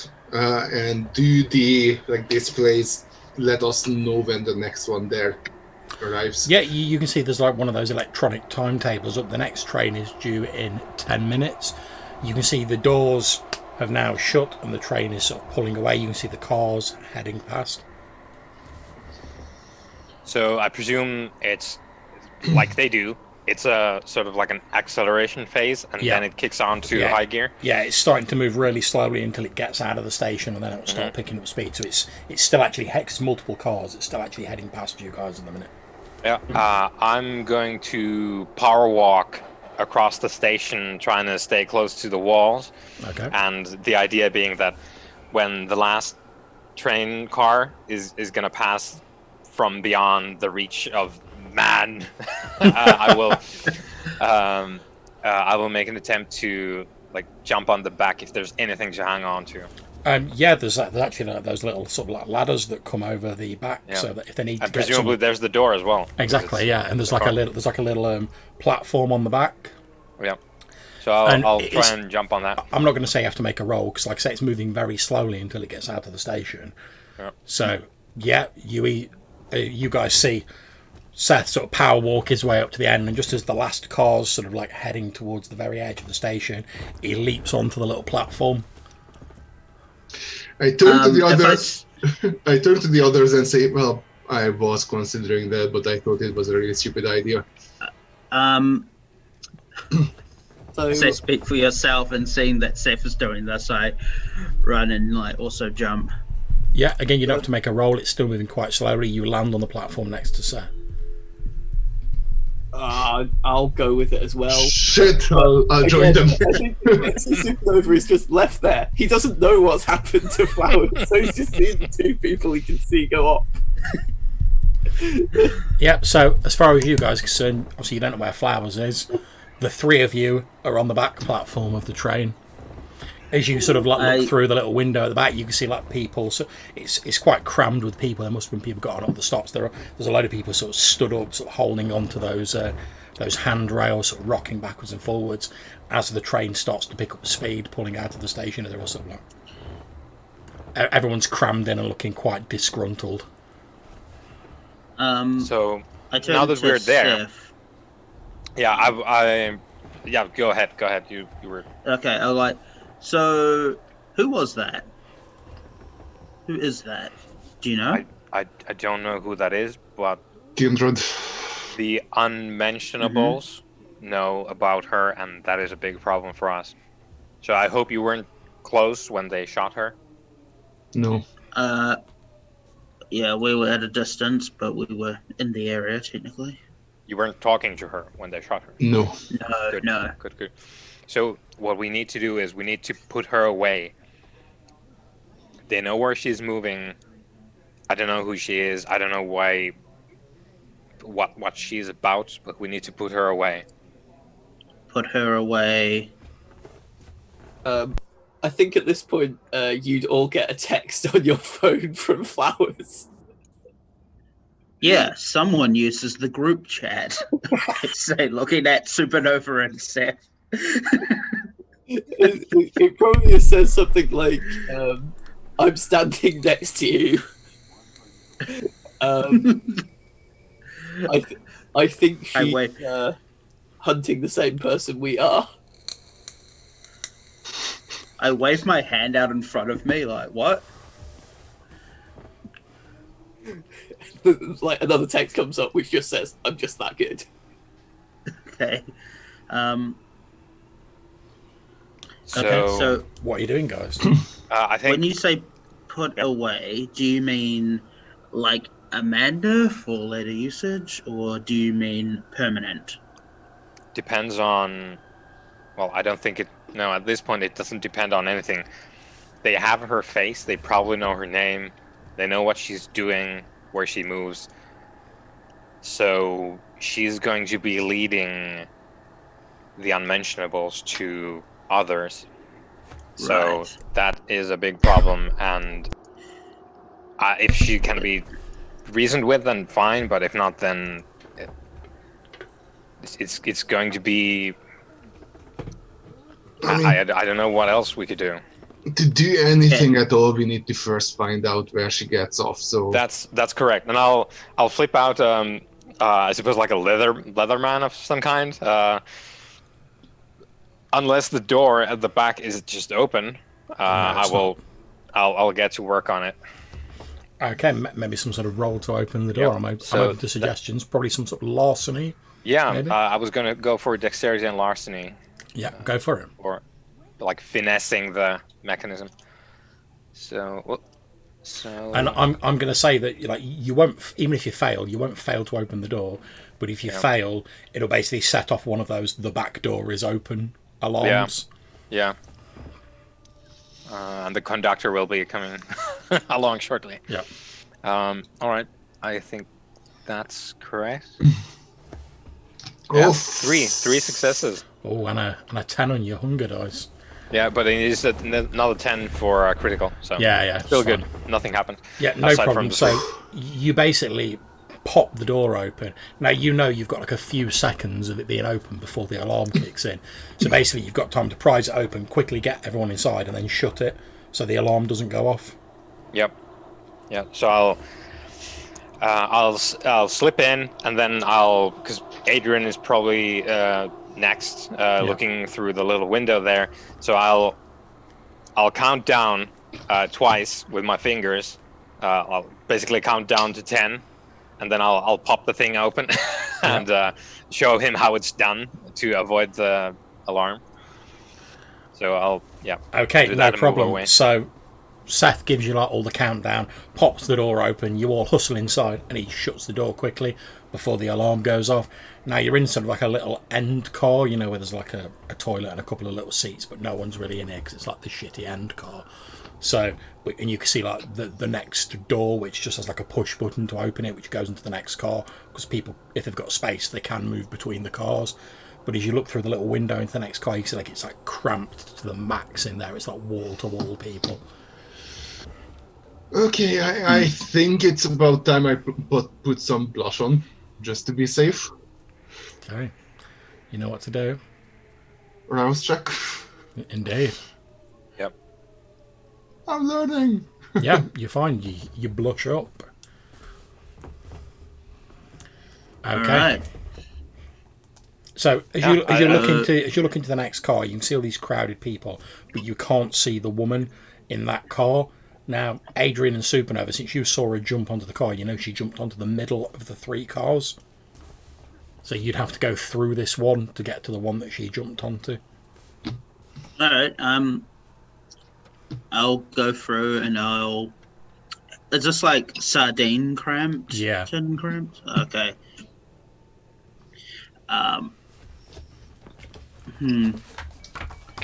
Yeah, I'll just try and like shuffle and make my way through. To be honest, given your size, it's not a problem sort of pushing your way through. You get a few like murmurs, of, oh, you did, but obviously no one really wants to mess with you because you're like humongous. Yeah. So you start pushing your way through with everyone else following after you. Yeah. Ideally, I kind of like part the Red Sea, as it were, so people can follow behind me. Indeed, you do, and you start pushing your way through. Dum, dum, dum, dum, dum. Okay. So you have no problems making your way through this car, and as you reach the door and you're sort of heading between the cars and ready to go into the next one, as you look through, you can see the woman you are following.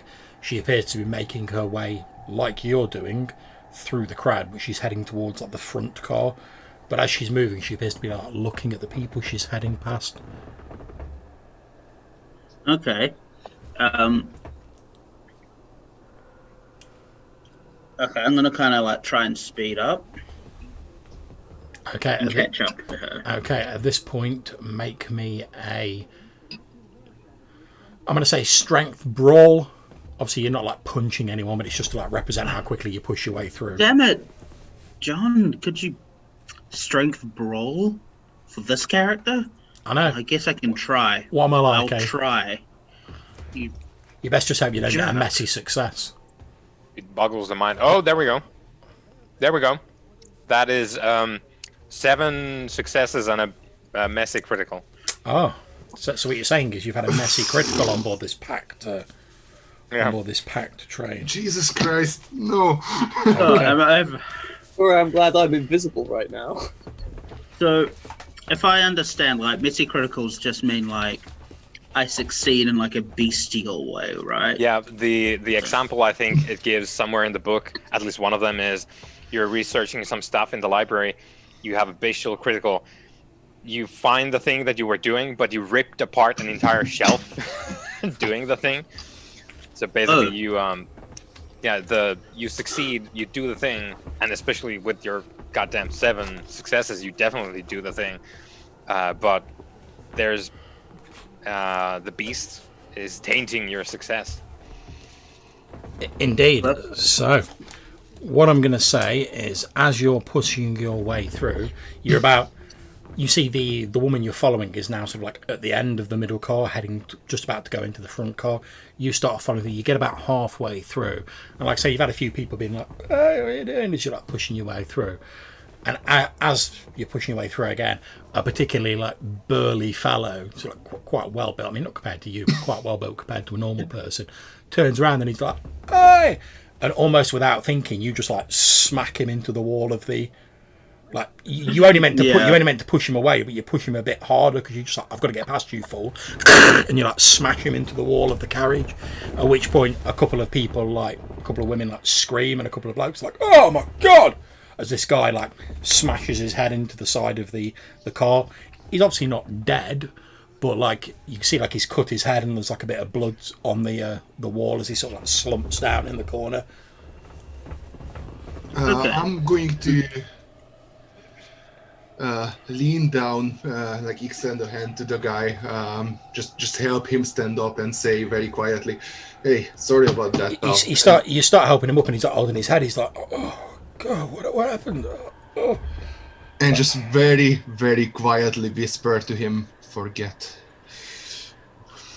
He sort of he goes a bit sort of like a vacant stare for a few moments, and then he just sort of he sits down and he sort of like rubs his head. There's only like a little bit of blood, but he's like looks a bit puzzled, but he just like sits down. However, the other people who saw it happen are still sort of like, oh my god, someone called the conductor, etc., etc. I just decide to move faster through this. The longer I'm there, the more likely someone's about to be. Oh, it's you. I am going to stay behind and defuse this situation. Let the rest of them pass. Okay, so you start doing a bit of damage control, MC Supernova. The woman you were following has now entered the front car of this 3-car train. You just heard the door go like shh as you were dealing with that. But yeah, you can push your way through. That's not a problem. You get to the little window that lets you see into the first train. You see the woman you were following walking in, sort of looking at people. Then she spots what appears to be a young woman who's obviously coming back from a night out. She's wearing sort of like fairly sort of trendy sort of like clubbing gear, and she looks at her. Then again, just from where you are, you don't see a facial expression, but she sits down in a seat opposite this woman. Can I recognize, like, just like, I guess can I make an insight check to recognize, like, is she just hungry? Is this what's happening? Like, is she looking at her like, I'd look at a nice steak or something? Yeah, you can make me a wits insight roll.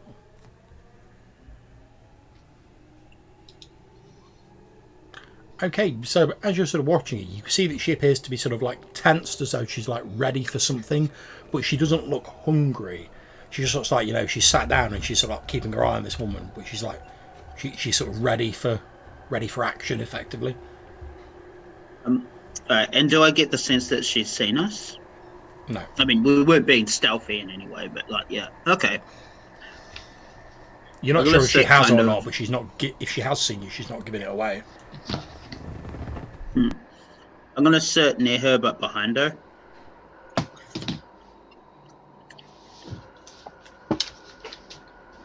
Okay, what's everyone else doing while this is going on? I think I'm probably as close as I can get to the party. Okay. Keep watching. So yeah, you see her sat down. She's obviously on her way back from a night out. She looks a bit worn out. She probably got a few too many pre-drinks in before she went out. She's been doing a bit of dancing. She's a bit flushed. She's like holding her shoe, like stiletto sort of shoes in her hand. She's got like bare feet. She's sat there like. And I think the woman you followed is sat opposite her, and she's like very deliberately not looking at her, but you can see like out of the corner of her eye, she's sort of like keeping her eye on her. So I think Flowers would be stood sort of kind of in between them, but obviously neither of them can notice her, so yeah. It's going to be interesting. Okay, so Seth, what do you do? I'm going to be some distance away from this, watching. Okay, Supernova. You finished your damage limitation. I presume you're literally going around to people and being like, forget. If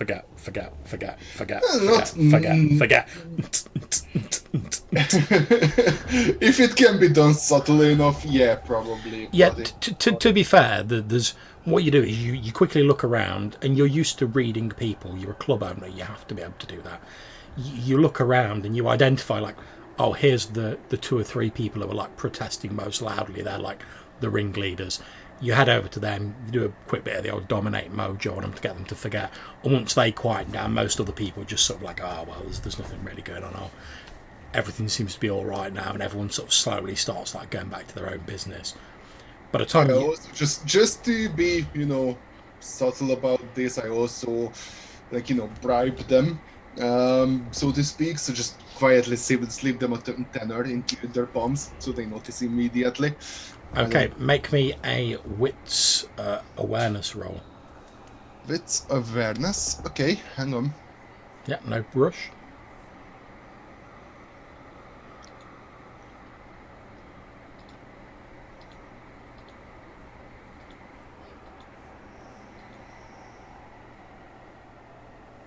There you go. Nice.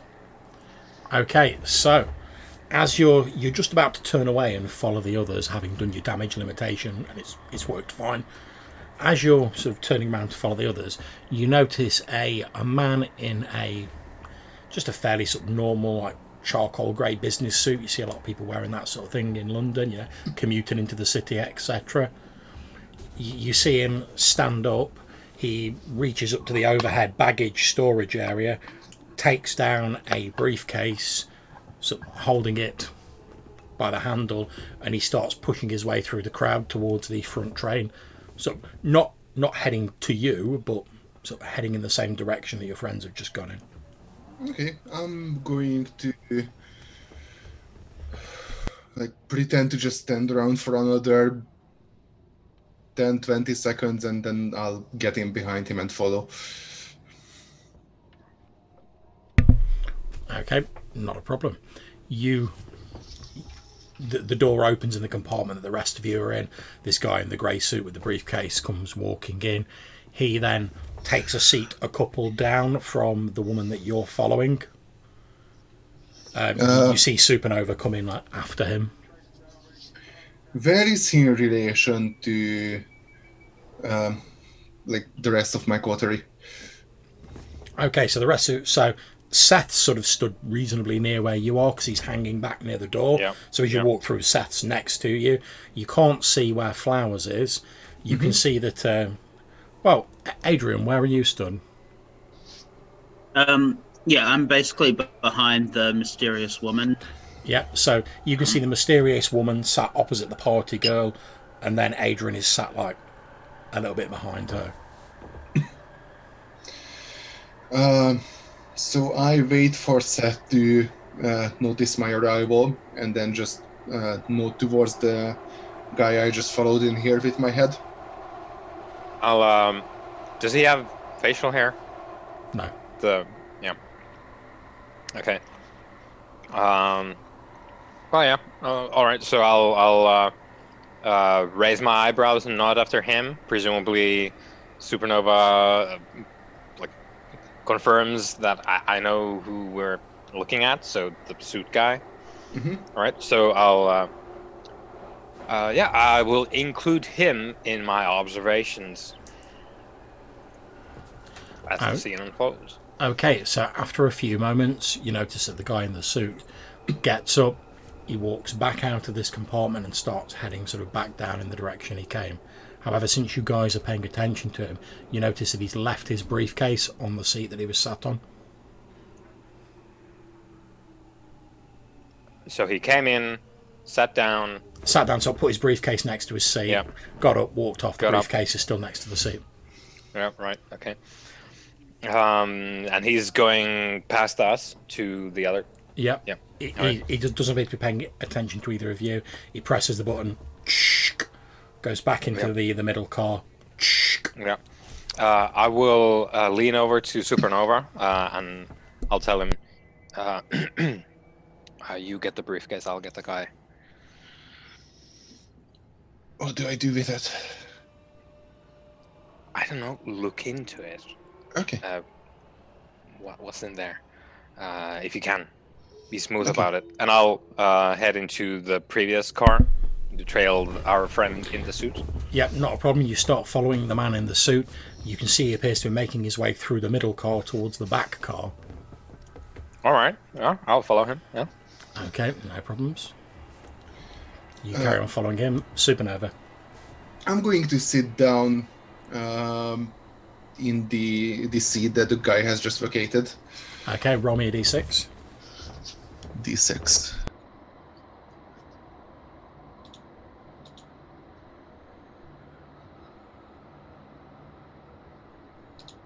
Okay, that's fine. No one else has tried to grab the seat, so you sit down in it. Okay. Generic sort of brown leather briefcase next to the seat. like little faux gold clasps on it. So is it underneath the seat just now? It's just down by the side of it, sort of stood up down by the side of the seat between that and the next one. Okay, I'm going to take a moment to listen for ticking or beeping or anything that, you know. Okay. Make me a wits awareness roll.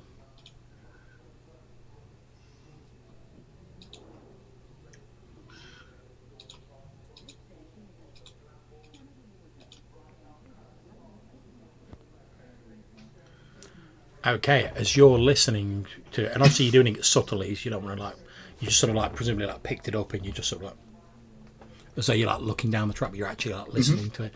As you listen, you can hear a beep, beep, beep, very faint, coming from inside the suitcase.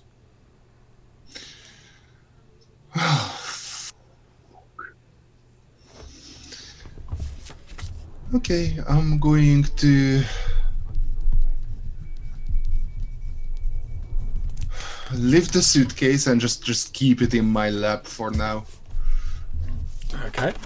Yep, you keep it in your lap. Actually, would I have any sort of idea of how far we might be from the next stop? Yeah, there's another one of these the little sort of electronic ticker tape things. It says that you're 10 minutes away from the next stop. Oh boy. Okay, no, I'll just hold on to the bag for now, but at the same time I'm going to listen to whether the ticking or beeping is getting any faster. Okay, I will let you know if that occurs. Okay, so Flowers stood invisibly between the mystery woman and the party girl. What are you doing? I don't think she's aware enough to notice the briefcase, so she's probably just it's that awkward moment at a party where you're like, that person's noticed this person is completely unaware. Okay, the young woman takes out a mobile, types on it. Then she's obviously talking to someone here, going yeah. I'm on my way back. I'm just too tired for it tonight. Yeah, next stop. You see her look at the ticket. She says, yeah, about 10 minutes or so. Yeah. She should be back in about half an hour.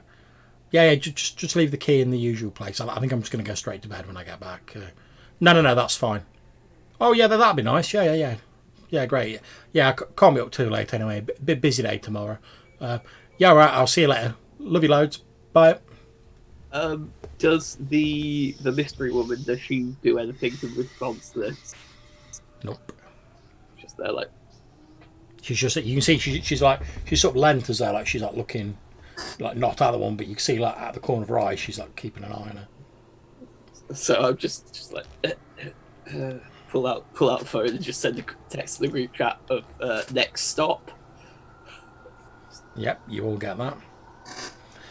Okay, so MC Supernova, as your phone vibrates near the case that you're holding, can you roll me a d6, please?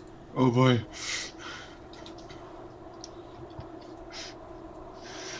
That makes me nervous, D6, there you go. 2. Okay, you hear that the beeping appears to have sped up slightly. Although you don't think it's because of the phone, you just think it's steadily sort of speeding up. But it was doot, doot, doot, doot, doot, doot, doot. Okay, is there a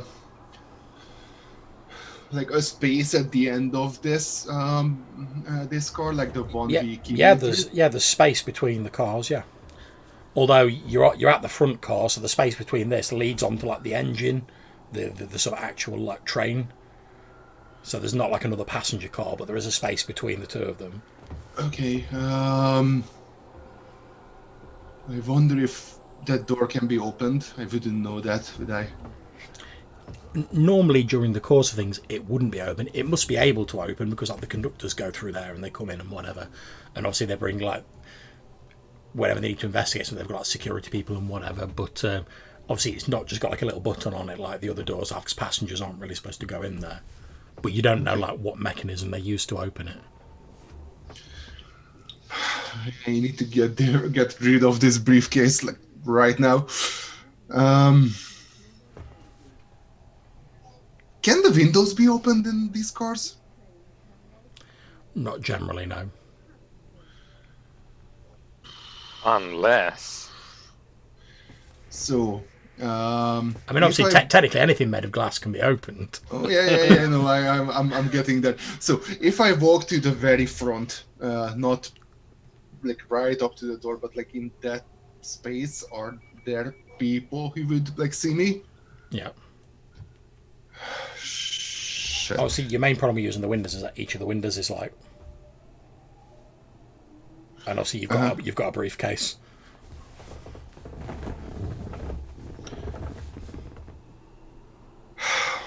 This is. I am not prepared for this. Okay. Okay, Adrian, can you roll my d6? I am going to. Boy, can I.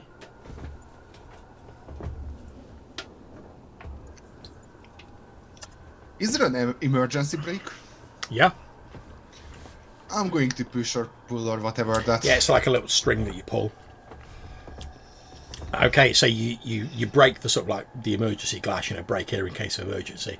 You pull the string, instantly like an alarm sounds, and there's a as the brakes kick in, the train immediately decelerates rapidly, like people are like thrown forward out of their seats. The lights sort of flicker on and off briefly as the power's interrupted by the emergency brakes. You hear you can see like sparks sort of like cascading up as the brakes have clamped onto the wheels, and the train starts grinding to a halt. Okay, I'm going to take the briefcase and now walk to the front because I imagine the conductor will be coming to the back to check things out. Yeah, well bear in mind you're in the front car at the moment, so if they come out of the train, like the actual train bit, they'll be in the car that you're in. I know. Okay, yeah, so indeed. I want to go and meet them. Okay, yeah, so as the door does open at the front and you see a person wearing like a conductor's uniform, dark blue uniform, comes walking out, and he's like, right, nobody panic, we'll soon have this settled, and like you're walking forward with the briefcase. You see him sort of like looking around. He's obviously looking for which of the emergency brakes has been pulled.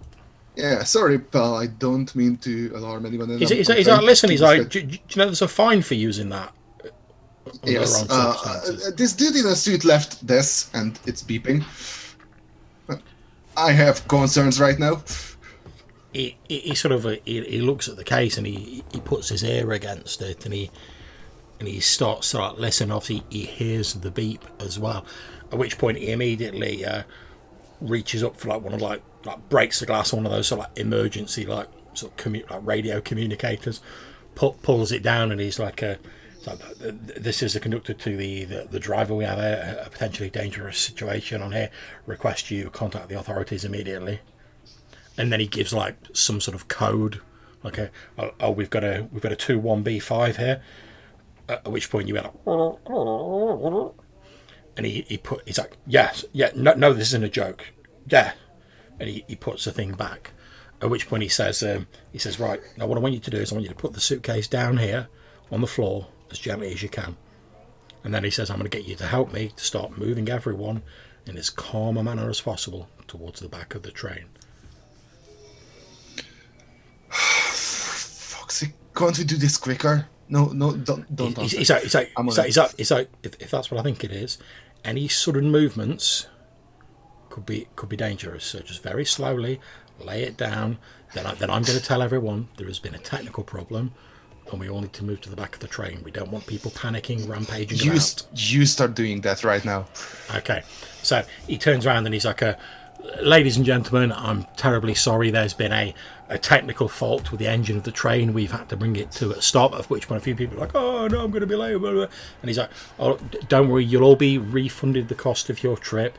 Now what we're going to do is we're going to take you to the back of the train. We're all going to slowly get off the train and wait in the siding.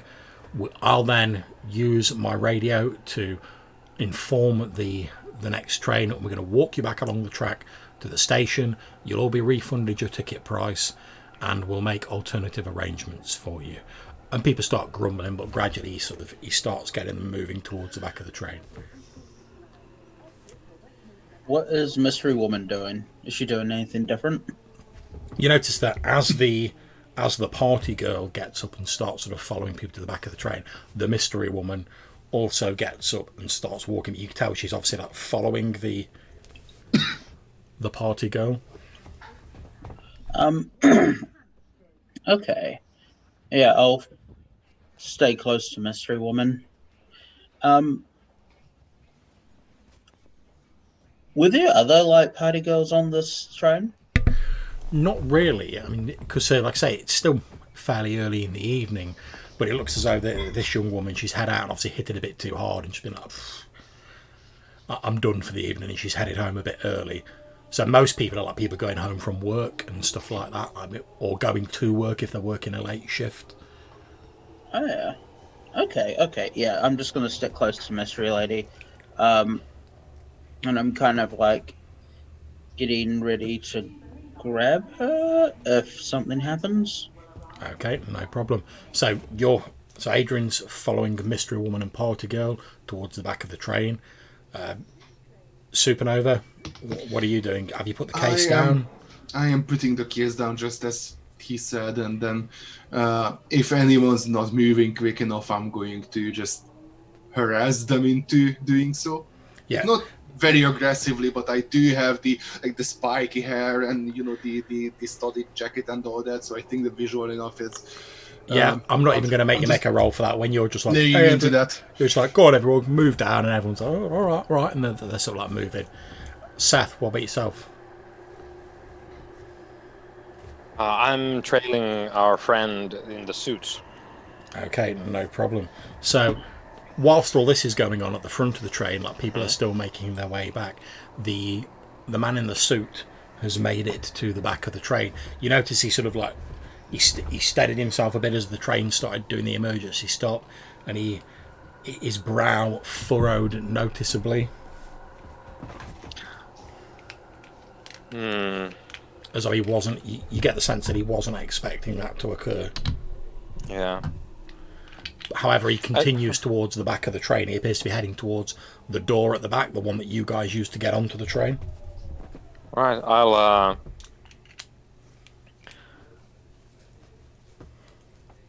I'll try and pick up pace enough so that I can get to him once we're sort of at the end bit. Yeah, he steps out to the door.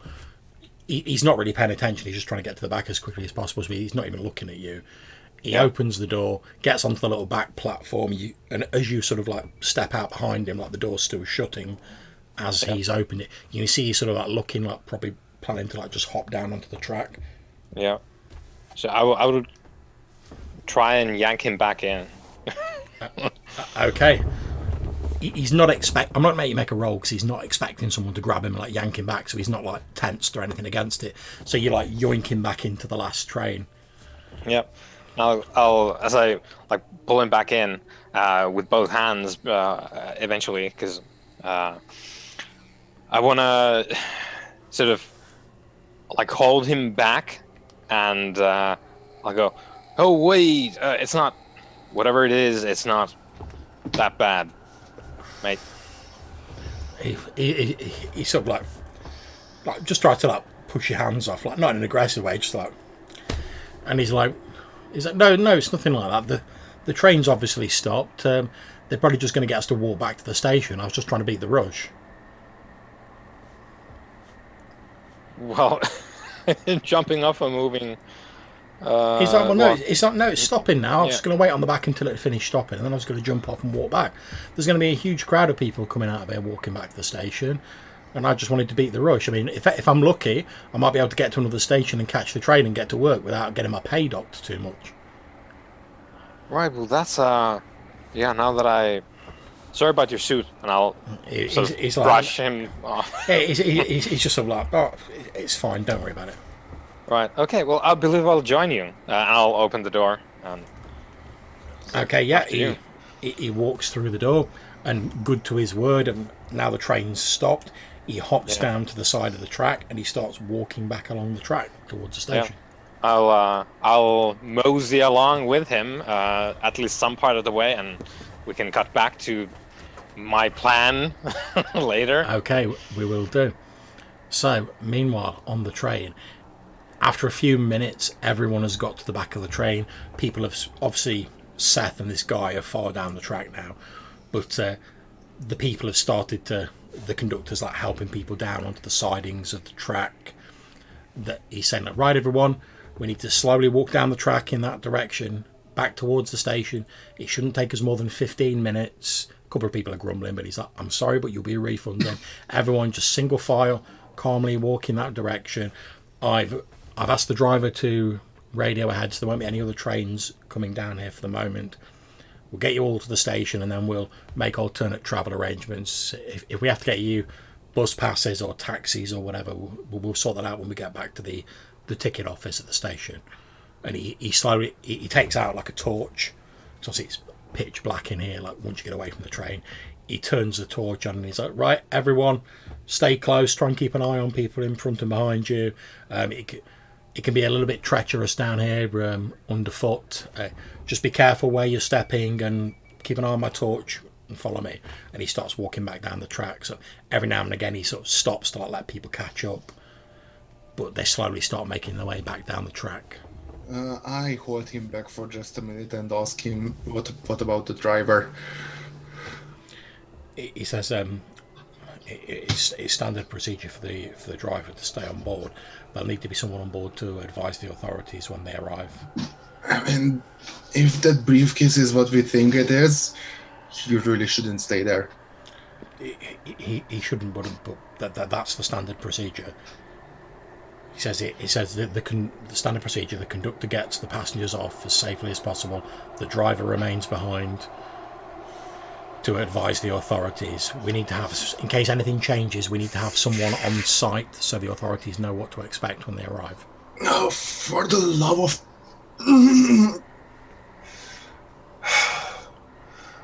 Okay, on you go. I'll be right with you, and I'll step back into the car. Okay, and he's already turned round, so he doesn't see you get back into the car, because like as soon as he turns his torch away, everything goes dark. You jump back into the car. Sprint down the entire length of the vehicle. Yeah, it'll take you a couple of minutes now that like there's no one in it, because you ain't going to push your way past everyone. You just like...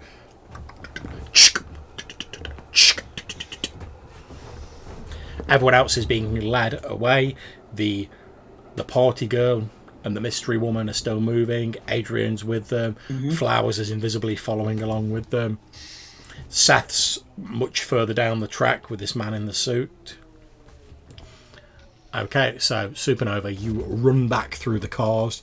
As you sort of get to the door that leads into the front car, you can see a person in a slightly sort of grime-smeared uniform. Maybe you assume it's the driver. You can see he's sort of he's leant down, sort of knelt down a short distance away from the briefcase, and he's holding what looks like a fairly chunky like radio to his ear, and he's talking into it.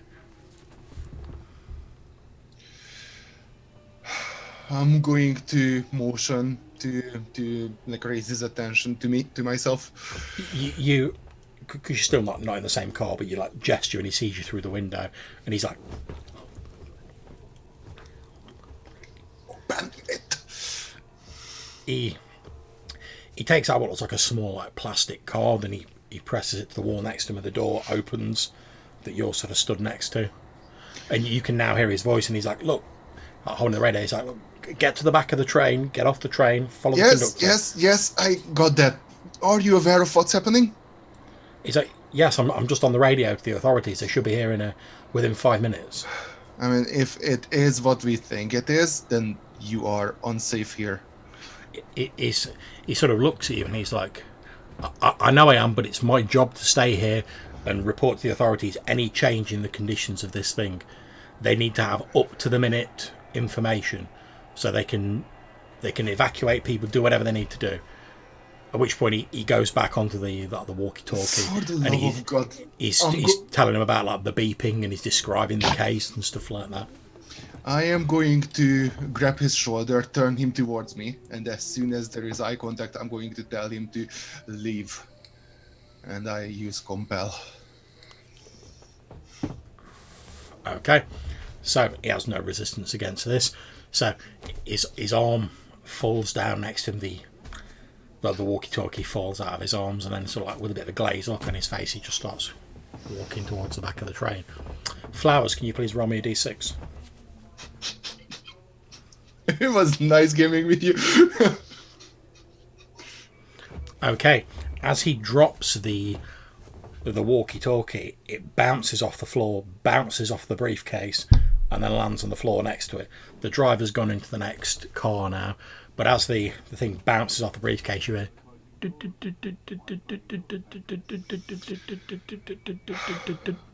I am going to grab the guy and run.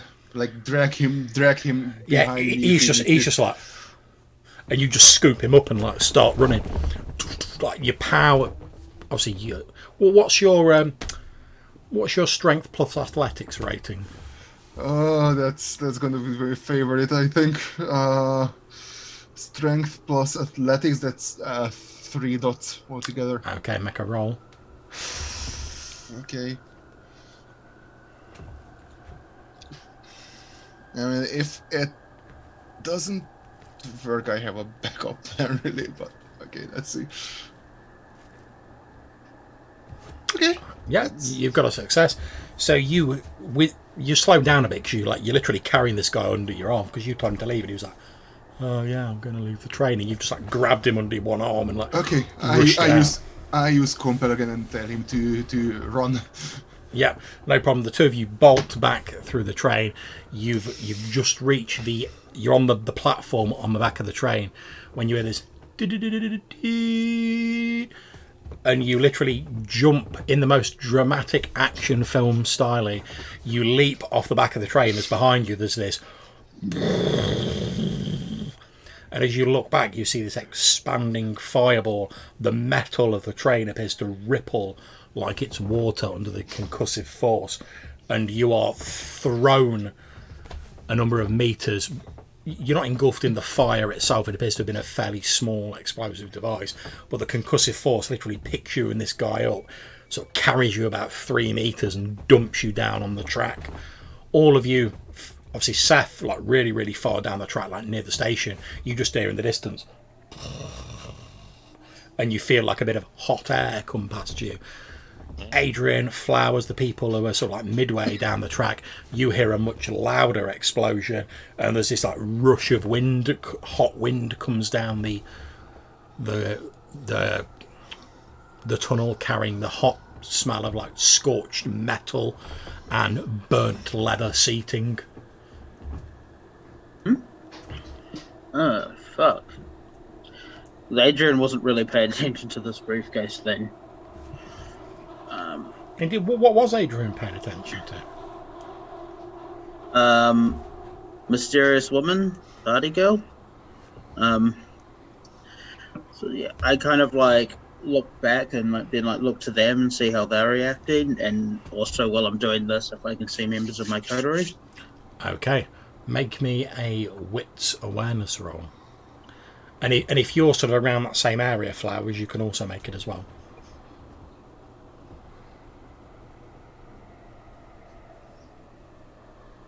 Mm-hmm.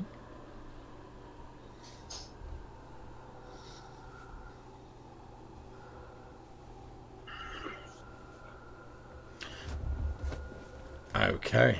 Oh boy. Well, It's just 110, so Yeah, it's fine. no worries.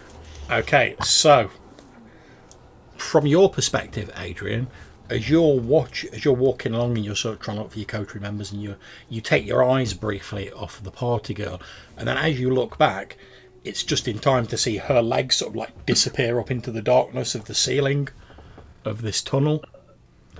I'm following that. Oh yeah, just give us a second. Flowers, from your perspective, you've got slightly more successes. You very briefly see this blurred shape, almost like material, like vaguely humanoid, sort of like materialize in the air, sort of like descend downwards, grab this woman and like pull her up into the darkness. this isn't like the mystery woman we were following. This is someone else. This is the party girl who's been like. Well, yeah, but it's not the mystery woman who's doing it. Okay. As you sort of like you're thinking that, and you look across, and obviously Adrian's seen it as well. You do see the mystery woman appears to have spotted it. She crouches down, and then she literally like leaps up directly upwards and disappears into the darkness after the party go. I'd also do that. Yeah. Flowers, as you look around, you see Adrian likewise does like the superhero jump up into the darkness, puts like one fist down, and then like she looks up, she looks down to the floor, and she's like, I can't do that. And she just looks for a ladder or something. okay, make me a d6 roll. Okay, there doesn't seem to be a ladder nearby. Let's just start texting the others to inform them what's just happened. Okay, so you guys, you're being informed by Flowers what's going on. Adrian, you leap up after the mystery woman, and you find yourselves in a sort of like a tangle of ventilation pipes, and you appear to be in like old sort of maintenance tunnels that run along the top of the like actual tunnels. You can see just like up ahead of you, the mystery woman is sort of like acrobatically like jumping from like pipe to pipe. Is she doing it in a way that makes me think that she is just acrobatic, or there's definitely no way a normal person could be like making the distance of leap she's making. Okay, so now I begin to think that she might maybe be some sort of supernatural. That's a fair assumption. Yeah. Do I think she's using anything other than potence? Difficult to tell. You know that certainly what she's doing could be done with potence. You don't know whether that's what she's doing because you've got no way of telling. All you can see is the result, which is her like leaping sort of athletically a long distance between these pipes. Okay, if I think that if it's just like potence and like the ability to like leap, I'm gonna just basically mimic her. Yeah, not a problem. Okay, so we're going to cut away from that briefly. We're going to cut to Seth, who has just arrived at the station with the man in the suit. He sort of he climbs up onto the platform, offers you a hand to like help you up, Seth. Yep, I'll take it and climb in after him. He helps you up, and he says, looks at his watch, says, looks like I'm going to be a bit late to work. Well, I suppose it can't be helped. These things happen. Anyway, have a good evening. And he starts walking towards the stairs out of the underground station. I'll run up after him and I'll say, "Hey, I just had an idea. We could share a cab because I need to go as well." And you know, he's like, oh no, that's fine. He's like, if you need some money for a cab, I'll give you some money for it. But he's like, no, I'm good, thanks. All right. That's mighty generous of you. And he takes out like, I don't know, like a £10 note and gives you a £10 note. All right. I'll take that. And I was like, cheers. By the way, where did you say you worked? He says, and he gives you like the name of like one of the industrial complexes in like the centre of London. Right. All right.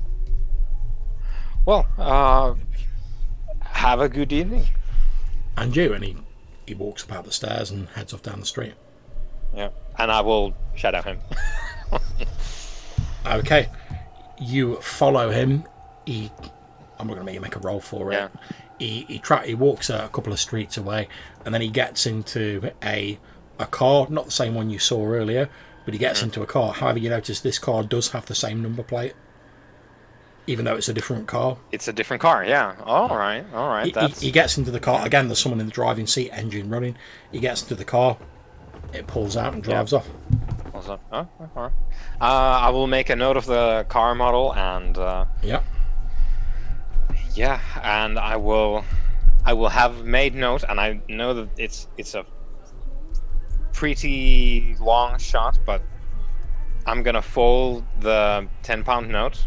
Yeah. To try and preserve the bits where he touched it. It's probably been touched by quite a number of people, but it's my thin hope that we can get a fingerprint of that at a later date. So definitely worth a go. Yep.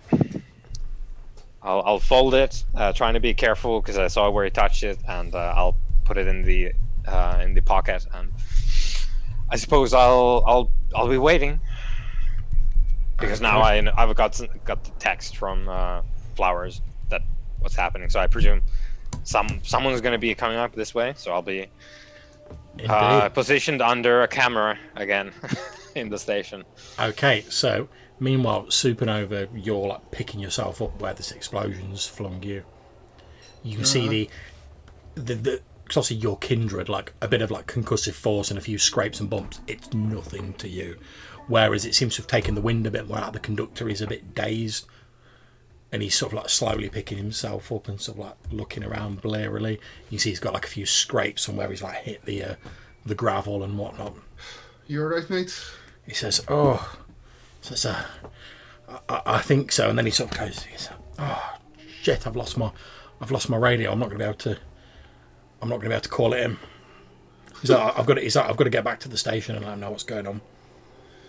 So you think that was in your job description? He's like, listen. He's like, look, it might not be a glamorous job, but he's like, it's my job, and I take it seriously. It's my job to make sure that everyone's safe. And that includes you, pal.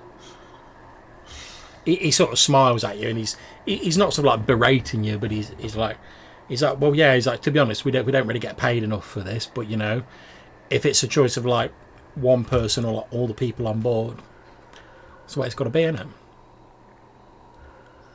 He's like, don't get me wrong, as soon as the authorities had turned up, I'd have been out of there, but... I mean, does it look like they would have shown up in time? He's like, what? He's like, I don't know. He's like, everything seemed to be under control, and then, I don't know, not really sure what happened, to be honest. I should have really stayed in there. And he looks a bit confused. Good thing you didn't, because you would be dead now. Very committed to your job, but dead nonetheless. Come on, let's get back to the station. He nods and you start heading back towards the station. Okay. At this point, I would be like checking my phone, noticing the message, and like I'll keep an eye out for the rest of my group. Okay. So we're going to cut back to Adrian jumping between these pipes in the service ducts above the tunnel that is deep underground. As you're sort of bouncing up, obviously the mystery woman is like a bit ahead of you because she went first. You can hear what sounds like some sort of violent altercation, i.e. a fight going on like above you. And as you look up, you can see what appears to be it's difficult to tell because it's wearing like dark sort of like ragged robes, but you can see it appears to be like a vaguely sort of like shabbily robed like humanoid figure, and it and the mystery woman appear to be viciously engaged in beating the living crap out of each other, just like literally like punching each other and like throwing each other into pipes and stuff like that. However, as you watch, the mystery woman slams this robed figure into a pipe and he lets go of the young girl, who like immediately starts to like fall back down between this network of pipes. I will jump in and catch her. Okay, make me a Dex athletics roll. See if you manage to catch her as she's plummeting downwards.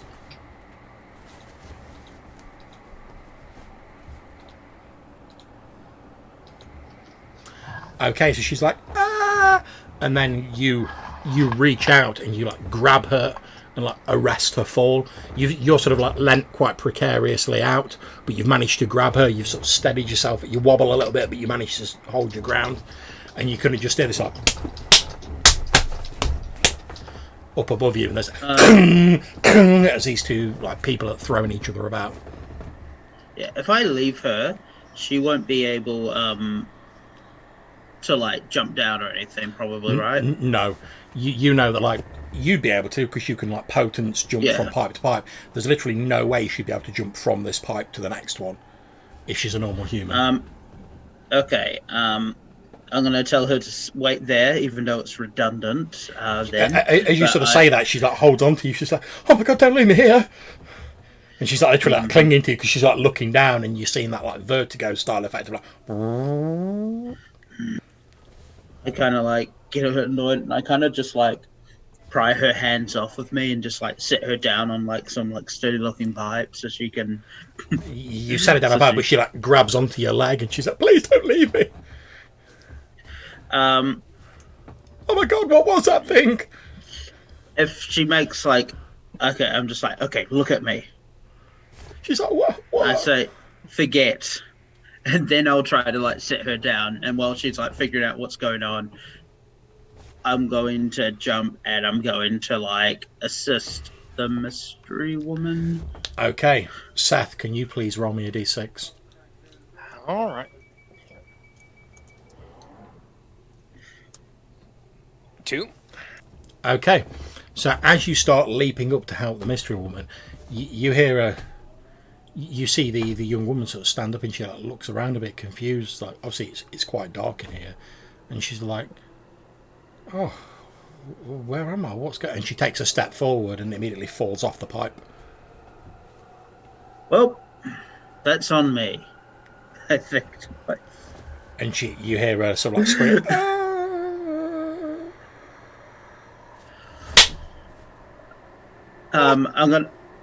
I'm thinking that like I like didn't think of that happening, so because I went to immediately like engage with this other thing, I was not. Yeah. Okay, so while we continue on with this, I'm going to ask Johannes, can you do me a favour? Can you look up humanity and see whether Adrian would need to make some sort of check with regards to this? If so, we'll deal with it in a minute, but we'll resolve this first so we don't have to like slow things down. Yeah. So let's to put more context onto that. So I'm looking up the humanity in relation to. In relation to sort of inadvertently causing the death of this young woman. Yeah. Right. All right. Okay, thank you very much. So, Adrian, you hear the young woman make terminal contact with the floor. You, obviously not having time to waste, you leap upwards. You as you leap up, you see the mystery woman throw this figure off her into one of these pipes. It looks up, and this like ragged sort of like robe, which appears to just be like made of like layers of like decayed cloth. This hood falls back, and you see this withered skull-like face beneath it with pale cadaverous flesh, pale like a leech or a lamprey or something similar. This skull-like face that goes and snarls at me. You can see like fangs extended. You also see that the mystery woman, her eyes are glowing red, and she also has fangs extended. And she's obviously like getting ready to like jump at him. Neither of them seem to have noticed you because they're so busy like beating each other that they've not heard you going ding ding ding. Okay. Yeah. I'm just gonna like rush, and I guess like Adrian's fighting experience isn't really. He didn't really learn to fight while jumping from like pipe to pipe, and like, it's a fairly specialised field. The old pipe fighting. Yeah. So yeah, I'm probably just gonna like jump up, then like wait for her to like, I don't know, knock him into something. Then I'll like also take advantage of that moment to attack him. Okay, make a Dex brawl roll.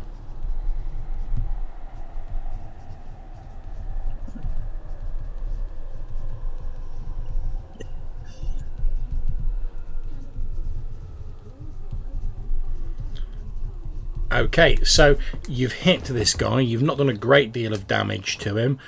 However, he wasn't expecting it, so you've like landed like a punch on him. So describe how that goes down. As basically these two are getting ready to like jump at each other. You sort of like leap in as like an unexpected third party. Yeah, and like if she like throws him into like, I don't know, wall or some pipes, and because like if she's exerted force in that way, she's not going to be able to capitalize on that immediately. So I like jump to him and like try to like strike him in like the chest really hard. Yep, you just as he's getting ready to jump, you leap up and smack him in the chest and throw him to one side. He rebounds off one of the pipes. As you do that, he sort of grabs hold of the pipe with his arms and his legs, and he almost like scuttles along the pipe, sort of like trying to like head further into the maintenance tunnel, like away from you guys. The mystery woman just like looks at you, nods, doesn't say anything, and then just goes like that in the direction that he's in, and she starts like running along the pipes after him. Yeah, so do I. Okay. Make me a strength athletics roll.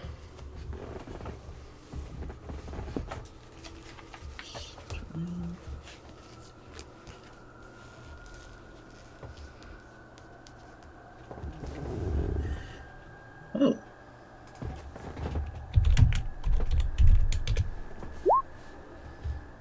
Oh boy.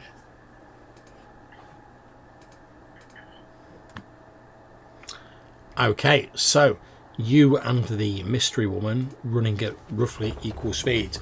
You get to this figure just as you see he takes like a 90-degree turn to the right, so still moving along this pipe, and obviously like moves into like a different maintenance tunnel. And then you see him sort of like heading down it, still sort of scuttling along the pipes, so like his feet and hands gripping onto it, almost like on all fours, more like an animal than a human. God, filthy low clans. The woman sort of shoots you a bit of an angry look, but doesn't say anything, and she keeps running. Interesting.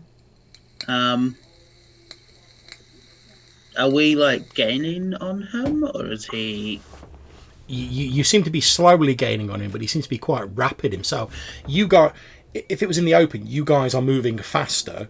However, he seems to have more knowledge of this tunnel, like so all of his footsteps, and he's like running along. He knows where he's going, whereas you guys are having to sort of like look around a bit and sort of place your steps, whereas he's just going on instinct. So you're about the same. You're slowly gaining on him, but like every time you think, oh, we're just like catching up, he like makes a turn or like jumps onto another pipe and starts running along. This crafty little bug boy. Okay, yeah, I'm. Yeah, still just chasing after him then. Okay, he moves into a parallel tunnel, and he's scuttling along it when you see him drop off the pipe into the darkness below, and you hear a and then you see like a rectangle of light appear at the bottom of the maintenance tunnel, and looking down below it you can see the top of a train going past it, and you see him sort of drop down, this cloak trailing around him as he drops onto the top of the train. Oh boy, that's gonna be fun. Drop on it.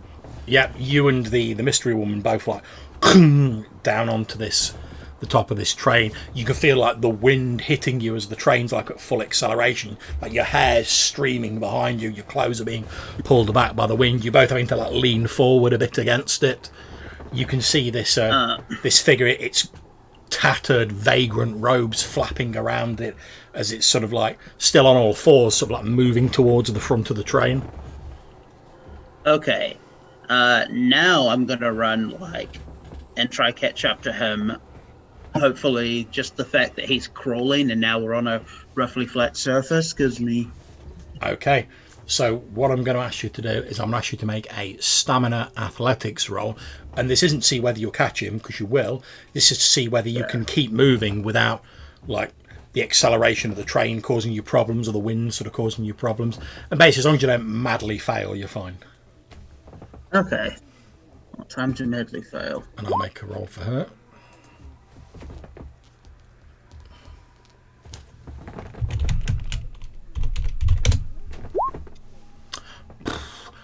Okay, so you're both running. You and the mystery woman are running along the train. When, as you're absolutely fine, Adrian. However, as you're running, you reach like a sort of slight turn in the track, and the train goes and heads down it. As it moves, she missteps and sort of like falls off the side of the train. You can see her sort of like hanging on by one arm. Huh. Okay. Does she... I suspect that she's probably gonna be fine because, like, I've seen like what she's been doing to chase this guy and fight this guy. Yeah, So I and in think she's fact, fairly competent. As you look down at her, so shouting to make herself heard above the like of the train, she's like, "Don't let it get away." All right. Yeah. So yeah, I'm just continuing. Okay, absolutely fine. You run towards this creature, and since you succeeded on your roll, you manage to catch up with it. And I'm going to show you a little picture of what it looks like if I can remember how to do that. I think it might be that. There we go. Oh gosh darn it. Yep. Yeah. Once I catch up to him, I'm gonna like try.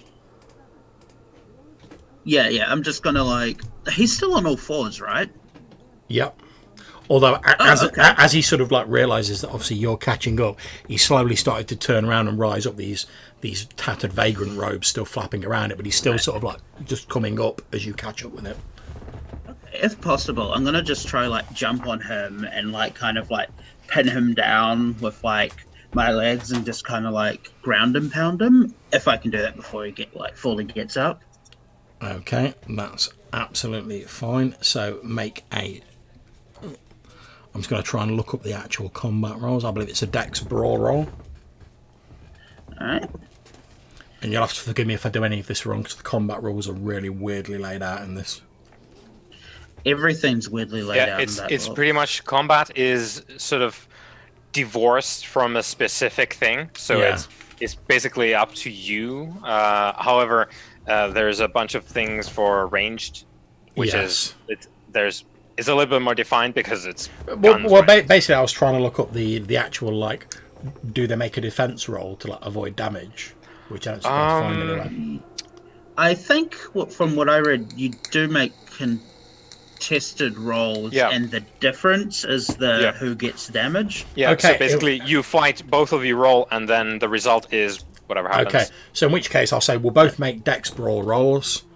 And then, like, obviously, whoever wins has inflicted damage to the other, or has won that combat and can choose what happens.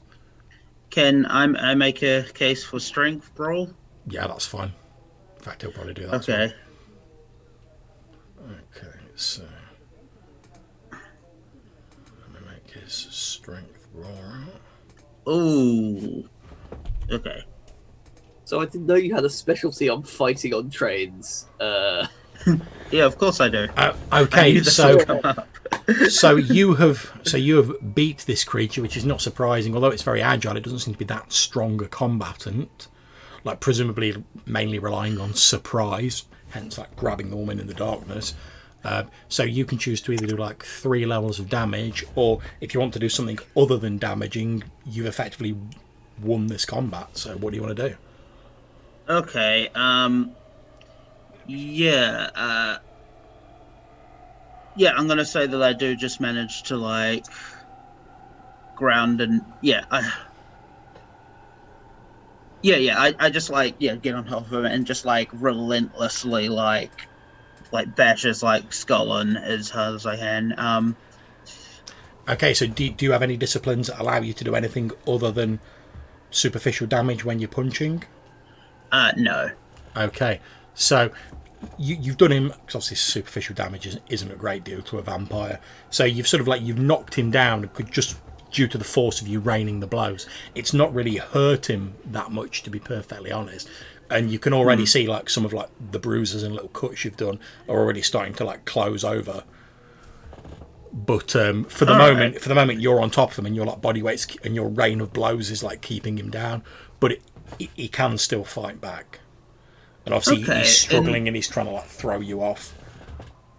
I feel I might need to make another roll for this or something, but in which case I might see if I can pick him up and like try to like jump off the train at a high velocity and activate whatever it's called.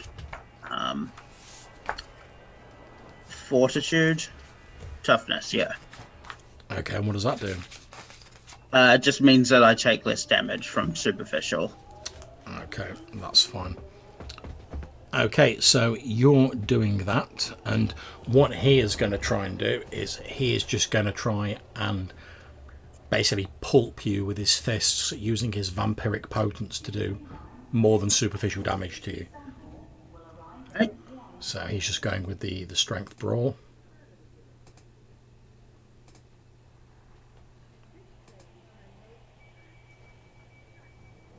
So I'm rolling strength roll again. Yep.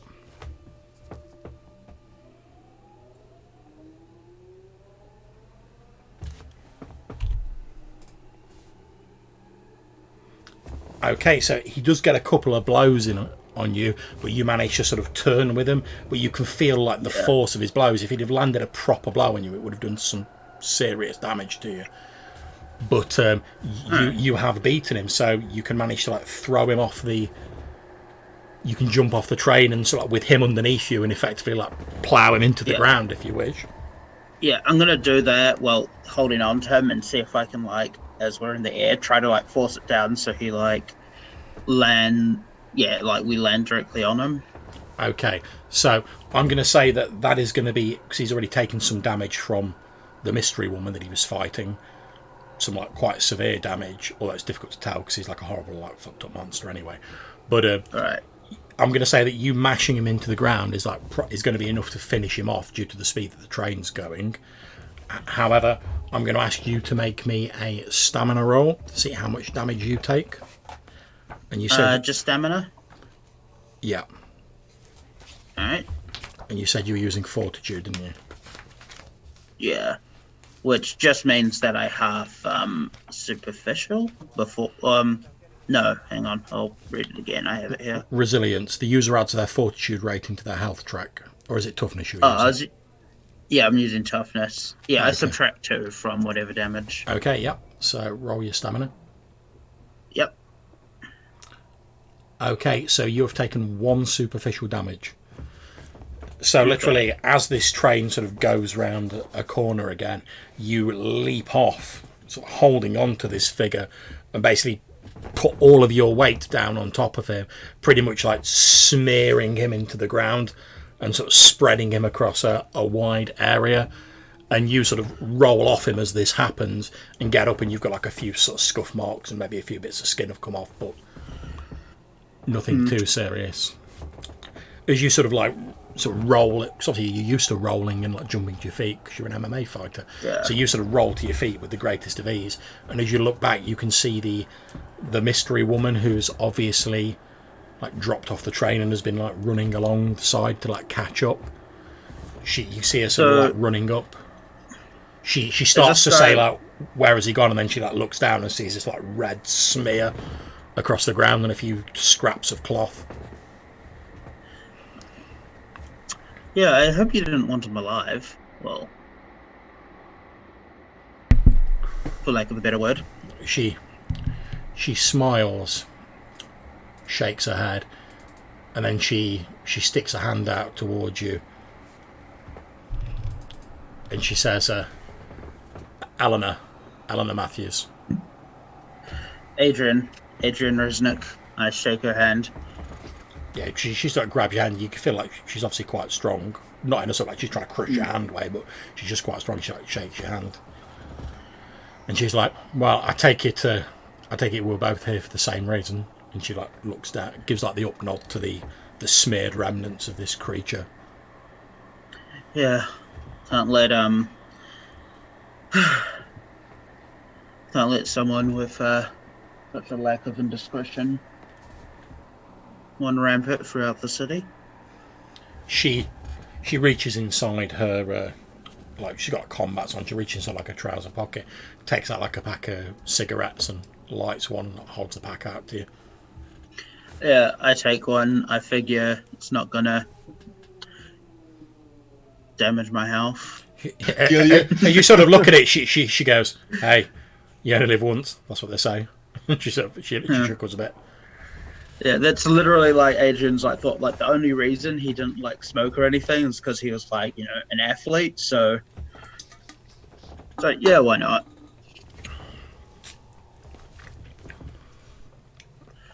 She says, "So, if you don't mind me asking, what put you on to that? And again, she gives that the up nod to the smeared remnants. Found bodies are now it's our domain, She's like, yeah. She's like, and it gave a child her. at which point she sort of like, I didn't know about that. She says, listen, I'm down at the old Beckton sewage treatment plant. I caught that trying to dump one of its victims into the sewage plant, no doubt hoping that the body wouldn't be found. I wasn't quick enough to catch him then, but obviously I had to get rid of the damn body so as not to bring heat down on my territory. But I kept an ear to the ground after that, and well, when these murders started picking up, and I heard the MO, I knew it was the same thing. I've been trying a few different underground stations, trying to find the thing once I got it sent, but this is the first time I ever managed to catch up with it. Whatever it was, and she sort of just gestures at it. Says it knew the sewers and the underground system like the back of its hand. Yes, it's probably been stalking around here for quite some time. Those were some nice moves I saw. She smiles and says, "Yeah, you didn't do too badly yourself." And then she sort of like looks at you, and there's a bit of a look of uncertainty on her face, and she says, "So, what now?" Well, I think first things first is we should get off this damn subway track. Yeah.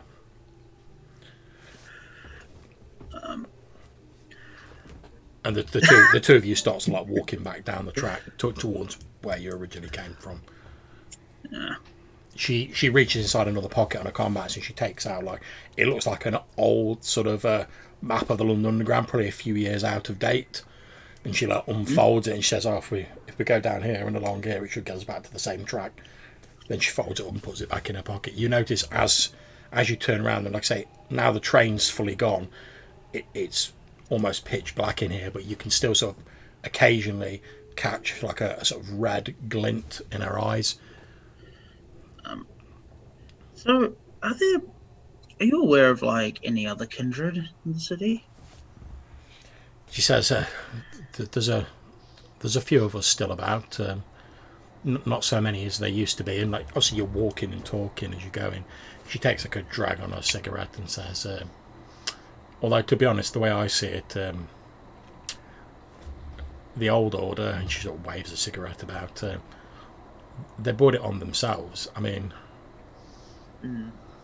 it's not right, is it? I mean, we weren't supposed to like lord it over the humans, and they got careless, and they got what's coming to them. That's what happens. You get too big for your boots, there's always someone waiting to come along and knock you down. That's why I like to keep it quiet, stay in my own territory. To be honest, and she gestures back down the tunnel, if that thing hadn't started making trouble in my area, I'd have left it well alone, but what it was doing was just going to bring all manner of trouble to my door, and I'm not having that." Huh, interesting. In the brief time I knew my sire, he imparted upon me this whole was supposed to keep things secret and careful, but I'm not sure how good it served him in the end. She says, to be honest, she like flicks a bit of ash away. She says, "Never knew mine, to be honest with you." Huh. So that's apparently that's, I found out a bit later, that's the way with my lot. You know, you've either Your got. lot? She says, "Yeah, my clan." She says, "You've either got what it takes to survive, or you ain't." Well, I think that's probably everyone in the city at the moment. Yeah, you're not wrong. And okay, so to speed things up, we're going to. Is everyone sort of reconvening at the underground station? So I was going to ask, as I have see the unseen, could I have kept track of like the fight happening above me well enough to get to like the body as it fell? Yeah, I'll say you could. Yeah. So, no one else would be around me realistically. Does the body look damaged enough that I could turn it into a ghoul, It's she's literally like or is it dead. just like Yeah, broken bones? it's just like she's fell from a massive height onto a hard floor. She's pulped. I will like essentially go. Hmm. Try anyway. You're like, to be honest, the state she's in, you're not sure if she'd want to be a ghoul, even if she Yeah, could like be. it's like always take the lesser evil. She's definitely dead. Yeah. I'll just like, and she's probably too far away from the bomb to have blamed the bomb on it. Yeah. Well, they were looking for like vampires here anyway. So if no one's around and I can't be seen by anyone, I'm gonna feed on her. Okay, so I'm going to say you can reduce your hunger by 1 because there's not enough of her blood in one place to do more. But you can reduce your hunger by 1. Obviously, you can only take it to a minimum of 1. Like, and then I'll just be like, okay, this is a problem for future flowers. Do time. Okay. Okay, so what I'm going to say, because we're getting near to the end now, I'm going to say for convenience sake, like all of you, with the exception of Adrian and the Mystery Woman, have sort of met up back at the underground station.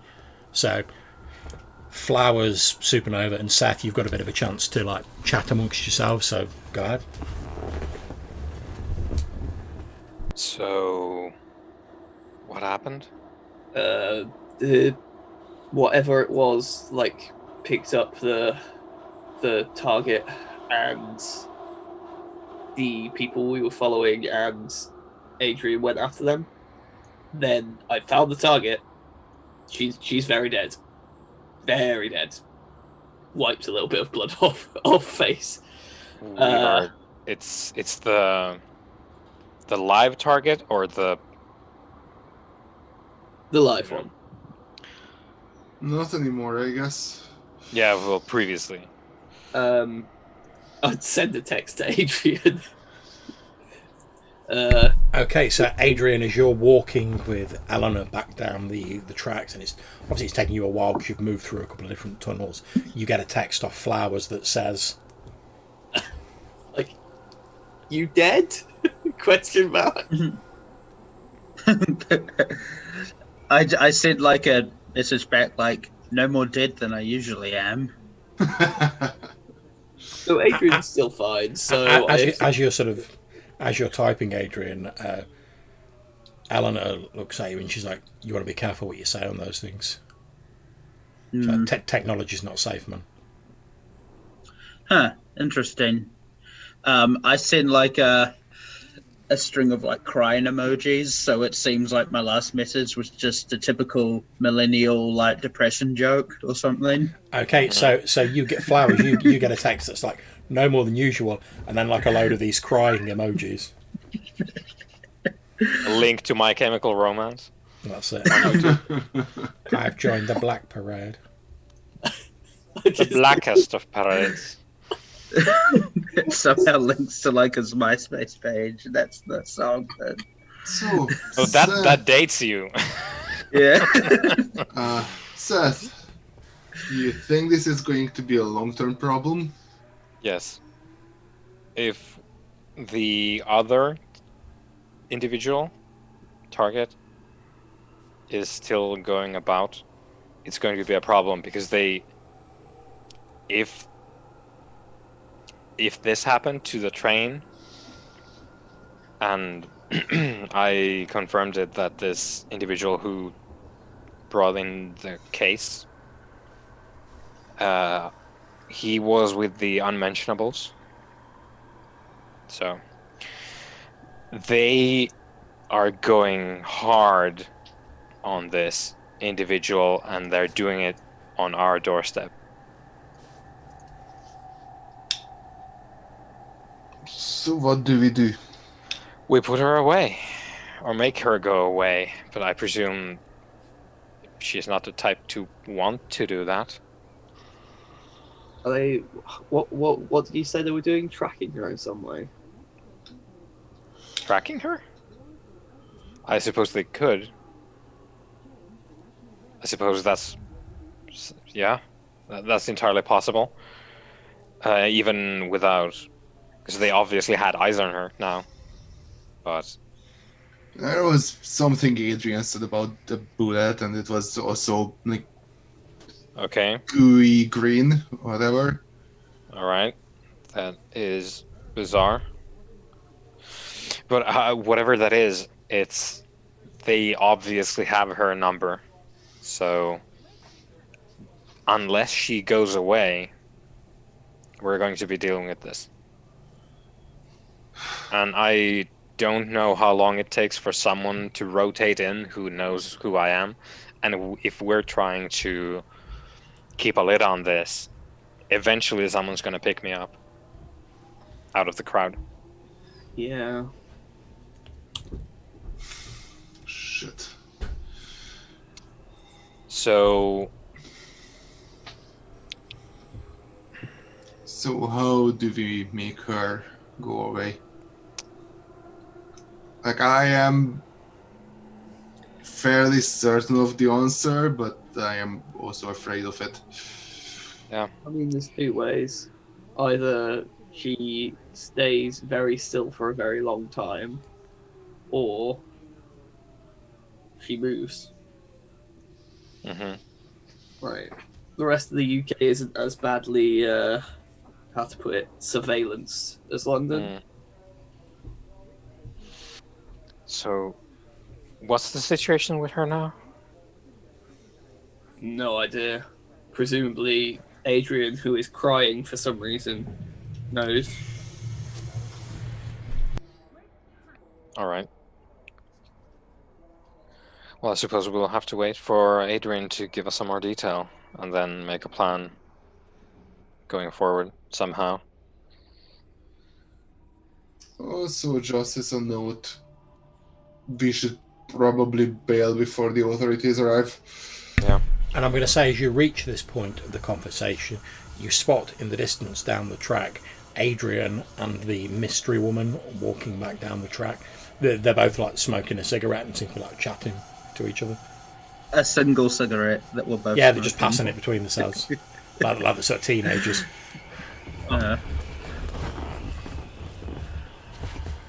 Well, I mean, that answers where they are. Mm-hmm. And a few moments later, Adrian and the mystery woman sort of arrive and like jump back up onto the sideline, and you can see the rest of your coterie there, Adrian. Hey, so what was with that explosion? Let's do a walking meeting. Okay. I'll motion towards the stairs. Let's not stay in one place now. Nope.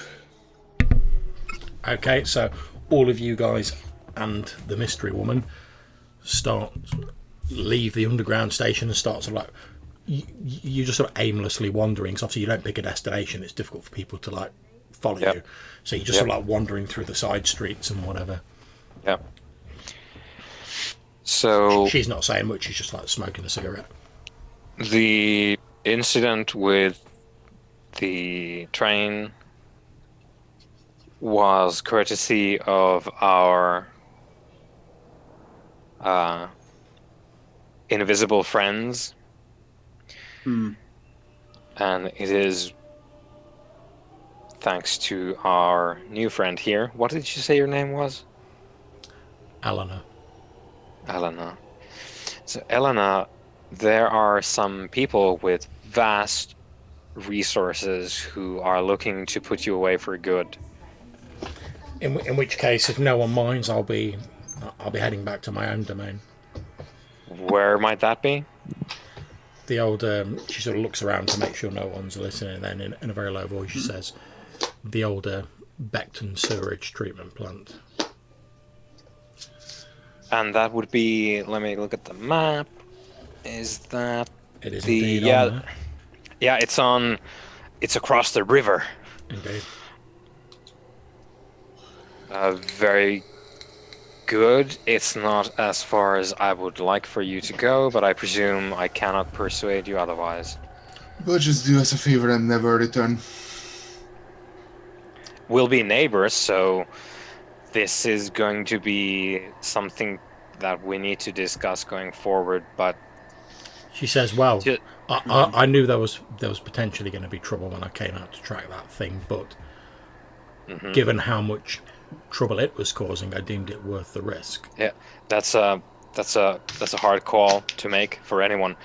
Please be aware that they know exactly who you are, where you're doing, and where you move.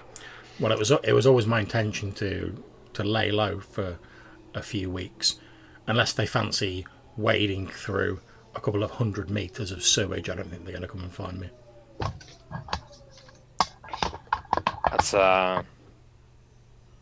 That's probably one way to throw off the scent. Indeed. As I say, I was planning after I dealt with this thing, which, thanks to your friend here, and she gives the up nod to Adrian, has now been dealt with. I was planning to lay low for a few weeks anyway, so I think that's what I'm going to do. Good. And I would suggest you get on that immediately, because they might think you are gone because of what happened with the train. Because that was for you, by the way. So property damage, people who died, and I look to the rest of the coterie to confirm. Like, did you see anyone get taken by the blast? Don't think the blast got anyone, but Nope. It there Right. was a body. All right. So you were extremely lucky, and so were a whole lot of other people on the train. But that was a massive fuck up that we just narrowly avoided. And they might think you were dead. She in says, that blast. well, I shall do my best to make sure that they carry on thinking that. So if you'll excuse me, I'm going to head back to my own domain now and get on that lying low business. At which point she looks at Adrian and she says, if you ever need some help or a favour, since you've done me a solid this evening, you know where I'll be. All right. And she said, Likewise, happy hunting. See you never, hopefully. she smiles a bit when you say that, and she turns and walks off down the street. Let's get the fuck home. I thought it was gonna be one, not two, and not, you know who, in the same evening. They would really blow up a fucking train. They would do Still much one of it? more. I think they've done much more. I cannot confirm that. I But mean, she was more I threatening just- than most of us are. Other than you, Adrian. I mean, I kind of throw my hand okay, what? Honestly, what's the point? Like, if you think we're bad and we're killing people, you're not saving more lives by blowing up a. Okay, they don't sure, know whatever. it's a question that has many different answers, and it kind of always boils down to a version of us being an existential threat on a level that they do not want to deal with. So anything goes, as far as I know. Let's put it this way: you can either look at it from a philosophical point of view, which they don't, or a psychological point of view. And the psychology of it is when powerful people, mainly humans, see people outside of their control, mainly us, they Well, it's not like Had we to killed go anyone overboard. tonight. Or did we? As you're saying this, a small, probably about that sort of size, white rectangle, sort of falls out of the air and hits you in the chest, Adrian, and falls to the ground at your feet. I look at it. You look down and you can see the same packet of cigarettes that you were offered one of earlier, and you can see that as you look down, you can see that something's bit like in basically like Sharpie marker. Something's been written on the outside of it. I pick it up and smile and look at it. Oh, she likes you. Oh, You pick it up and it says, if you come to the plant, smoke these, and you can see that the brand is like one of those sort of like unfiltered, like sort of like harsh ass like cigars, well, cigarettes. Adrian doesn't understand the difference because he doesn't smoke. He just did it at one time to look cool in front of her. But I'll pocket it and.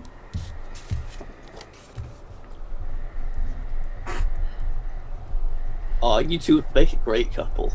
Just say.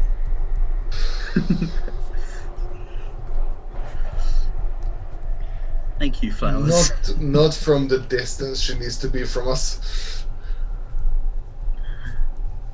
Give it a few years, let everything cool down. If all goes well, we'll have plenty of time. You think?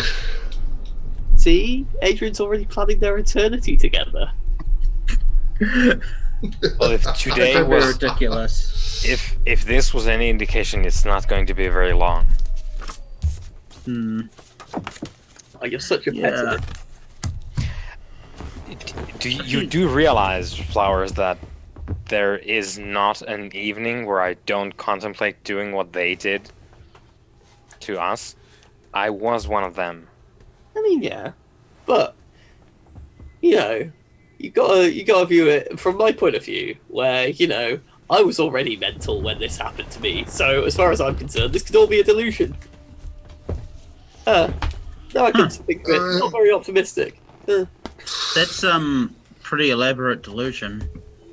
I Don't you mean, think? like from my point of view, like I get one in every 4 days, maybe. So.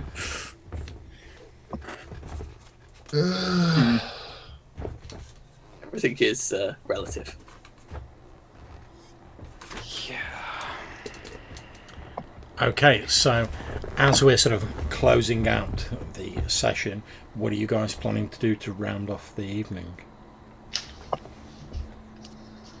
Oh, I think because Seth is feeling a little bit hungry, I think I'm going to go and dig up my leftovers. Oh, That's fine. No. There's found some vampire blood. There's one just on the tracks over there. And did you have a chance to look up the humanity, Johannes? Yes. So, I think it's up to you, John, now to determine, because one of the chronicle tenets is being broken here, and that is, it's basically, I would say, it's the don't harm the innocent, thou shalt not harm the innocent, because we did, and I think the person being harmed was kind of an innocent in that context. Definitely, as far as that was concerned. Yeah. So that was the tenet that comes into question here, and now it's up to you to determine whether that's worth 1 stain or 2 stains. And the difference there is 1 stain if it's, let me refer to it, 2 stains is like if it's truly bestial. 1 stain is less than appalling violation or a justifiable violation. I'm going to say it's 1 stain. So, Adrian. Yep. So let's do this together now because it's the first time. So at the very bottom of your sheet, Adrian, there's the humanity track. Yeah, and I put a dash through one. Yeah, you have empty boxes at the end, right? Yeah. Yeah. So you put 1 check in those boxes, the rightmost one. And then try and click on the humanity, or sorry, I think it's the remorse. Let's confirm that because it's probably coded into the sheet. Yeah, remorse is the thing. So like you say, Adrian, you need to put your dash in the far right empty box. Okay. So the one on the right-hand side, yeah, lovely. And when you got that done, try and click on the remorse thing to make the remorse I roll. have 2 remorse dice because I have 2 blank humanity spaces. Yeah, two dice for the God. remorse. And that is a success, which I think So indicates... you've suffered enough guilt, shame, or regret to retain your current humanity, so you can get rid of that stain. Yep. So basically, you do feel regret about the fact that although you didn't mean it to happen, your actions led to that poor woman's death. So you do feel regret and remorse about it enough to not have a permanent effect on your humanity. All right. And if I did that because I was following like a conviction, I would get 1 less stain. Yeah, you would mitigate a stain if you could justify it with one of yours. Yeah. Or I if felt you like acted in service of one of those. I'd be stretching it, but I'd be stretching it if I tried. But so I would have gotten no stains hypothetically. Yeah, if you were acting in service of a conviction that you have yourself, then yeah. Okay. Or one of the chronicle tenets as well, because that goes into very delicious territory where you start killing people in order to save other people that they were gonna try and kill. That gets interesting. Yeah. What was our starting humanity? It was 7, right? 7, unless anything changes during character creation. Okay. Certain backgrounds do, right? Yeah. Yeah. Okay, so with that dealt with, I'm going to assume you all retire to your various places of repose for the evening. After it'll be a while because I'm driving out out to the field with my shovel, and I will snack on a corpse in the field. That's absolutely fine, not a problem. Okay, so let me just check that. I'm just going to look up one more thing. Boom, boom, boom, boom, boom. Okay, so I'm going to award you all 3 XP for this session, since effectively you've rounded off that sort of like that mini story of the murderer in the underground. Yep. We tied off almost all loose ends. We let one massive one go. Which one do you mean? Well, Mrs. I'll just get my ass bombed in the subway. Okay, so before we end the recording, I'm going to ask, do you guys have any idea as to what you want to do next? Obviously, the underground murderer has been dealt with. This Eleanor is telling you that she's going to basically go back to her domain and lie low for a few weeks, and hope that the unmentionable ones assume that she died in the explosion. So what do you guys want to do next? Have you got any plans? I already suggested a thing, so we can revisit that unless you guys have something. Yep, Johannes' suggestion was effectively trying to locate some of the other kindred landlords sort of in the area to see if you could sort of maybe make a few alliances or work out if oh no, we're gonna have to deal with these people at some point. Oh, I literally was about to suggest the same thing. So yeah, I'm on board with this. Okay, I'll make a note of that. Has anyone else got anything they particularly want to do next session? Thing is, I feel like we should probably lay low for just a little bit, so this entire situation has the time to just blow over a bit. Well, to be fair, if you guys are like, oh, we're all lying low for 3 weeks or whatever, we can just jump forward 3 weeks and go, you lay low for 3 weeks. No, John, we have to do 3 sessions of us doing nothing. We'll just sit in silence for 4 hours. Oh no, I'm gonna start creating an online presence of stalkers after Ripper, and we're gonna be posting up daily videos of random things he's doing. It's gonna be great. I like to think Hashtag maybe get like ripped. you start. Flowers starts like stealing like my themes to sell them to like obsessive fans. Make money. 100% yes. Oh god. Now that you've given her the idea of you in training videos, she's just gonna turn up to your gym every now and again with the camera, being like, "Yeah." It's gonna be like a series of like sort of like video clips with like various like Arnold Schwarzenegger quotes like dubbed over it. Yeah. Then just like ripper like pumping eyes like, remember when I said I was going to kill you last, Bennett? I lied. Oh man, that's what I should have said to that Nosferatu. You should have gone, it's just been revoked. Hey, I don't think I set you up for that. I didn't line set you before up for that. Cool off, boy. This doesn't even make sense in context. Yeah, you need proper context for movie one-liners. Okay, so in all seriousness, guys, do you guys want to lie low for a period of time? I think we could just like have a little. I'm just saying, yeah, for convenience. Yeah. If you all say, right, we're lying low for 3 weeks, what we'll do is at the start of next session, I'll say, right, you've laid low for 3 weeks. Is there anything in particular you wanted to do during those 3 weeks? And we'll just quickly sort of fast track through that, and then we'll get on to well, 3 weeks have passed. Right, you're now sort of starting to feel a bit more safe. You can maybe start going out and looking for them other Kindred landlords.